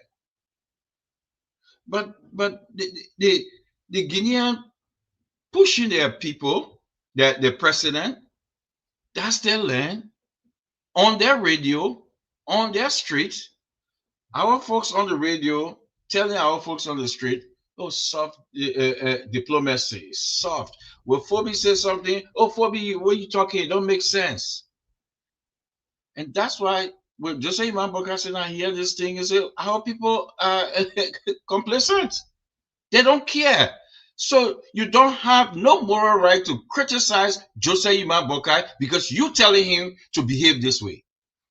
So how will you criticize him and you tell him, take your time, soft diplomacy? You don't have no moral right to criticize him. We do. We do. Because we said yesterday that we gave him zero. He do nothing. So y'all with your soft diplomacy, I think you should shut up. You're not forcing with anybody on the show, Cap. Let's talk the issue. Stop fighting your fellow panelists, man. Let's discuss the issue. No, you are this thing, it's giving you so much. Discuss the issue. You can't attack the panelists on the show when you get plenty to talk about. Stanton. People run helter-skelter in that country. Look at the picture you're showing for the Omar them. I send you a video kicking people out of the market to find the daily bread. It makes some of us angry when people say, oh no, that's yeah, but you on international show, don't come with your anger. Everybody frustrated, everybody angry. You cannot come with that anger. Yeah, let's welcome Ashley Doe. Minister Doe, welcome to the show. Well, Stanton, thank you. I was sleeping just when I woke up. The very first thing my eyes went on is the press release put out by the government through the Ministry of Information, Culture and Tourism. And I thought that press release itself should be the end goal of the entire conflict. But let me start from where Kev stopped. You know, the very first post I had yesterday was just the same thing I put into it. I've always known that a broom has many sticks put together to make it strong. Before the broom is able to actually clean a place, it has to have all of the sticks working together. This is the same way running a country is. The first and most powerful thing a government should do is to give the citizens the trust that under their reign, they are protected. I think the Boyka government failed in that responsibility. The people along the border now don't get that sense that their government is able to protect them. In addition to that, the government can then have an extended version of its leadership, engaging diplomatically with the other country. This is a dispute. Liberia has had many years of wars. All of us here know the impact of war. You will never want to have a repeat of what Liberia has experienced. While that is true, protecting the motherland cannot be negotiable, cannot be in my thought. So like I said, few things going on. The government knows exactly the reason for this confrontation with the Guineans. Particularly on that reason is the Internal Affairs Minister Nyumane placing his personal interest above the security of the state. President Barker knows. Everyone knows that Nyumane is the relative to President Barker. When Jefferson Koji posted this, I thought to go beyond and we spoken, I got the sense that something of our country could be fundamentally wrong for the fact that a minister of the government who happens to be a relative of the president is bringing our country into armed confrontation with another country. It was the first wrong that needed to be corrected. What was the second thing? The second thing is to allow the diplomats handle the diplomatic aspect of it. My own understanding, that which I could be wrong, is that because of this personal interest into that river, Nyumane, who happens to be the Internal Affairs Minister, is now playing the role as the Foreign Affairs Minister. You saw in the picture the last time he was there. Can anyone tell me what is Nyumane doing in an international engagement when he should be looking after the chiefs? The foreign minister who happens to be our top diplomat, and in my view, my personal view, who have had good knowledge of these type of situations, is not being allowed her full right to perform her duties. So now you have a mixture of people trying to perform her duties. Thank you. You have the failure of the president ensuring that the AFL perform their own duties. Now we are in a situation where we are. But this time, I would have thought that the Internal Affairs Minister, Nyumane, will be looking at the SADO. Thank you, Isaac. Let's move on. Is beyond what any country should experience. And I want to say to all of you, is this is huge, and you must be reminded that the Guineans are the border. The Guineans are the border. We just spoke to the reporter. The Guineans currently, they're in Liberia. Not only Guinean military in Liberia. So what is the government doing? What Jeremy Pierre, the information minister, what is he saying? No AFL. The reporter said no AFL at the border. Who should be manning our country from external forces? The Liberia National Police? That immigration? Who? What we get AFL for? What Liberia have AFL for? No, I'm serious. I'm asking a question. Who should be protecting our country from external forces? Conor Gray. You serving AFL, retired Conor who? The Liberia National Police, Conor Gray? The Liberia Immigration Services? When people coming in with arms, that immigration is sent to protect the country?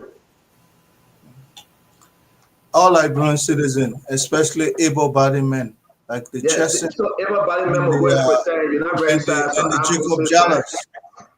All able-bodied men, the Chesson, the Jallas should be in readiness right now. All right. So we'll come to you. You're here for joke. We're not here for joke. The issue remain is that I'm serious. Why you adding Kevin? We should start with this. Yeah, you say your corner.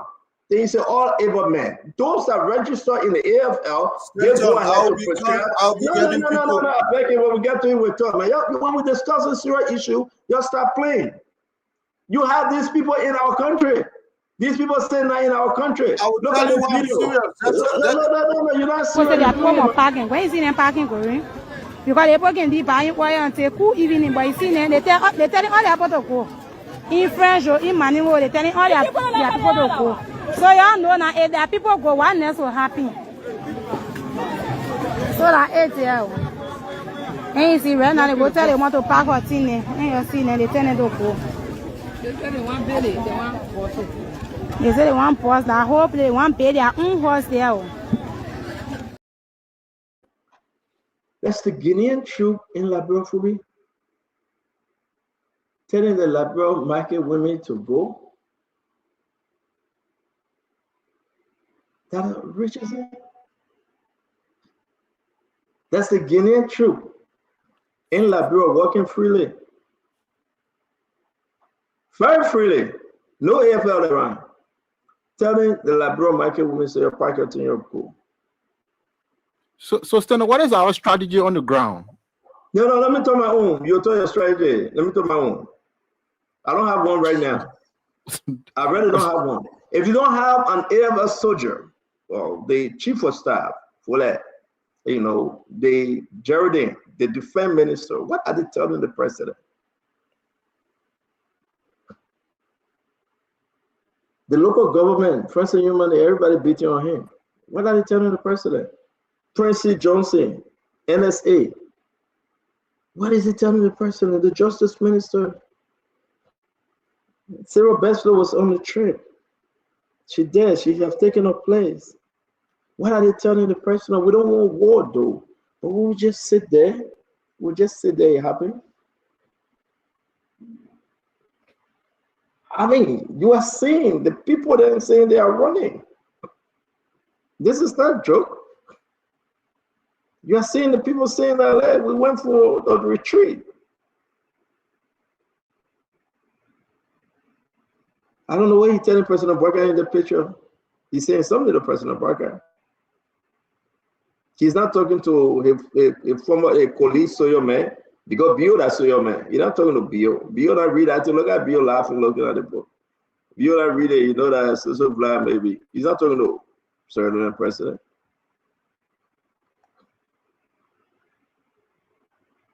How can this happen in Liberia? How? Why? Why is it happening? And what we have at the border, everything that's happening, are these AFL soldiers? No, they are immigration. They are immigration. Look at the pickup. Look at what is written on the pickup. GSA, LRS. They are immigrations. Not AFL. So who are they talking to? Commando to commando. They're not even talking to a Soyo man. They're talking to a county representative, a district representative. They're not talking to a Soyo man. Look, take a listen and we'll go to Conor Gray. Si, il a rendu compte à la hiérarchie. How would I go? Oh, what's that? Your upper. And you know that I have bosses. The form and the manner in which they came, I have already caught. Je dis matin, la personne a dit vous venez ici. Donc, So let's pause for a minute though. A county representative speaking to a military man, an administrative entity, organization, group member, speaking to a man with arm, a military man that have invaded his territory, and say, hey, you know, I have bosses. But what your bosses say to them? Your bosses are not present. So just take a listen. No AFL soldier, nobody. They send a county representative and man saying, you know, I get bosses. And while the man was speaking, more Ahmed coming, the man ran away. He said, you can't take it. The man bosses away. While the man was speaking, because the man ain't got no arm. Because this is not joke. This is the Liberia we have today. Where is our leaders? Why are they not speaking? But we came up today and we came up with this just when we started the show in 25 minutes. Germany peer politics, all activities of BK Enterprises, as well as Sam Manning or any other mining activities of any other companies in the Lofa border area are hereby suspended pending the outcome of the comprehensive investigation by the National Security Council of Liberia. Oh, that's something that ain't real. Somebody does something illegal. So the government have opened an investigation. But let here come to agree on the first, right? Then we'll move to this letter. Come agree. Stanton, good day, everyone. You know, there's no reason to rethink that Liberia is in a state of emergency. When you're in a state of emergency, you take measures, including exit and entry should be put to a complete halt. And this is the time you start following all your citizens to impress on them that they are the first line of defense. Imagine prior to what happened prior to the independence of these sub-regional countries. Imagine that's how Liberia was. I think the other people protected for us to come to their own country. Look, if people are pointing finger that the president is weak, it means you as a citizen, the country in general is a weak country. It's not a one-man situation. This is the time to start singing that the defense of our country lies on us. So nobody should be pointing finger here and there, president weak, they should do this. There are lots of able-bodied men in Liberia that the people should start, impressing on them now that, look, your country is under attack. Either you get one or you lose one to your neighbors. And let people get in that combat readiness mind. But this idea that that special group of people should protect the country, even though there's an AFL with very low count, how you think they'll protect the Republic of Liberia? You think that 2,000 plus men will do it? It's the responsibility of all Liberians. And now is the time to start impressing on them. Look, when push comes to shove, we have an all-citizen defense force that should be able to protect the motherland. I don't know. You said, man, you're wasting our time, man. Don't. Hey. We got to move on, man. Leave alone without No, man, the man wasting our time, man. Let me talk, man. You love to disrespect people. As a corner in the army, you can't sit down on the show and can't say that. Oh, my man, go take a break, man. Come out tomorrow, man. Yeah, wasting our time. My man, go take a break. We'll come out tomorrow, man. I can't fool him, man. We go as a corner in the army, then you say, oh, able-bodied, man. You are the first line of defense. Sometimes I want to protect us, so you can protect them, man. Take a break, man. Leave it alone. How can you get me and talk about the show? No, don't do this. He wasting our time. We expect more from it. The man's a corner, for God's sake. When it comes to this issue, we expect a level-minded people like him as a corner, serving in the AFL, to tell us something good. You can't look at young boy and say them go defend. So what you told me offer that? You go look at young boy and can say, oh, the mentor himself, let me tell you, oh, you told yourself, oh, you will come back when you're ready. Stop, man. Like everything you ever put, the people crossing the border, they're taking everything for the women there, telling them to go. The government not talking, no head, no thing. The government come up with something and telling us, say, y'all will we open investigation on send money. Get investigation over, nobody my man send. Isn't that a clue? Then we ask you why AFL not to the border, but you telling us say that Peter and Paul will go there. Seriously? I just see Chelsea, you get ready to go. I mean, what kind of thing is this, man? Hey, you can say what you want to say, man. The man a military man. They hear myself go top military tour. I served 3 days in the American Armed Forces. That was even more than he served me in the Liberian government. I served 3 days. Hey man, boy, you come out like business, man. You put a girl on his skin too. This is spoon talk. Sunday, you can get on my skin. And I talking about serial military mother, you laughing at him. Because they call Joseph Boga Jr. He the one, he a better body man. Including him. The country is under attack. This country is under attack. I think few people colonial time they protected the motherland. Yeah, we have an armed forces. Yeah, but let me ask you. You can say all that. Let me ask you a serious question, Great. Who should be at the border today? Now the Guineans have entered. Why there is no AFL soldier at the border, Great? You think the AFL made them? You think the defense ministry, the chief of staff, they are not? What do you think? Why are they not at the border, Great? Senator, I'm only saying that right now. Could you hold on a second?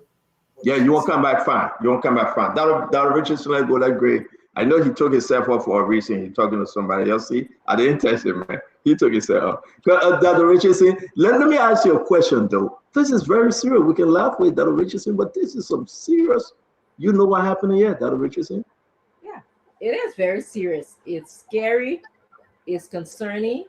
And to answer the question that you asked earlier, you know, where's the AFS soldiers?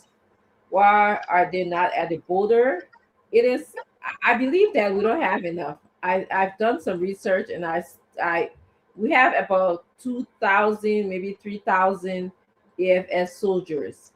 Are we in the state to fight the Guineans who look so prepared in a state of readiness? That's the question. I think that's a diplomatic question that you know, should be discussed. Number two, let's say we're not in a state of readiness. Could our president could have engaged Sierra Leone, Ivory Coast, okay, who have experienced war before, and develop some sort of coalition with them in order to support us? Number three, can we also seek ECOWAS intervention? So there's all these things I think that our president and our government should be getting involved with, okay? If we say that we are not strong in terms of the military, then what's next? Do you just sit down and put our hand between our legs and wait for the Guineans to come walk all over us? No, I said no. You know, I said that we should be doing stuff. We can be practicing that. Let me ask you a question, Dr. Richardson. Let's get back to the. You think hearing the young lady that's speaking, right? And this goes to everyone. You think the Guinean thinking about building the barrack over there? They tell you, woman say, we'll break this thing down. We want to bear our own things here.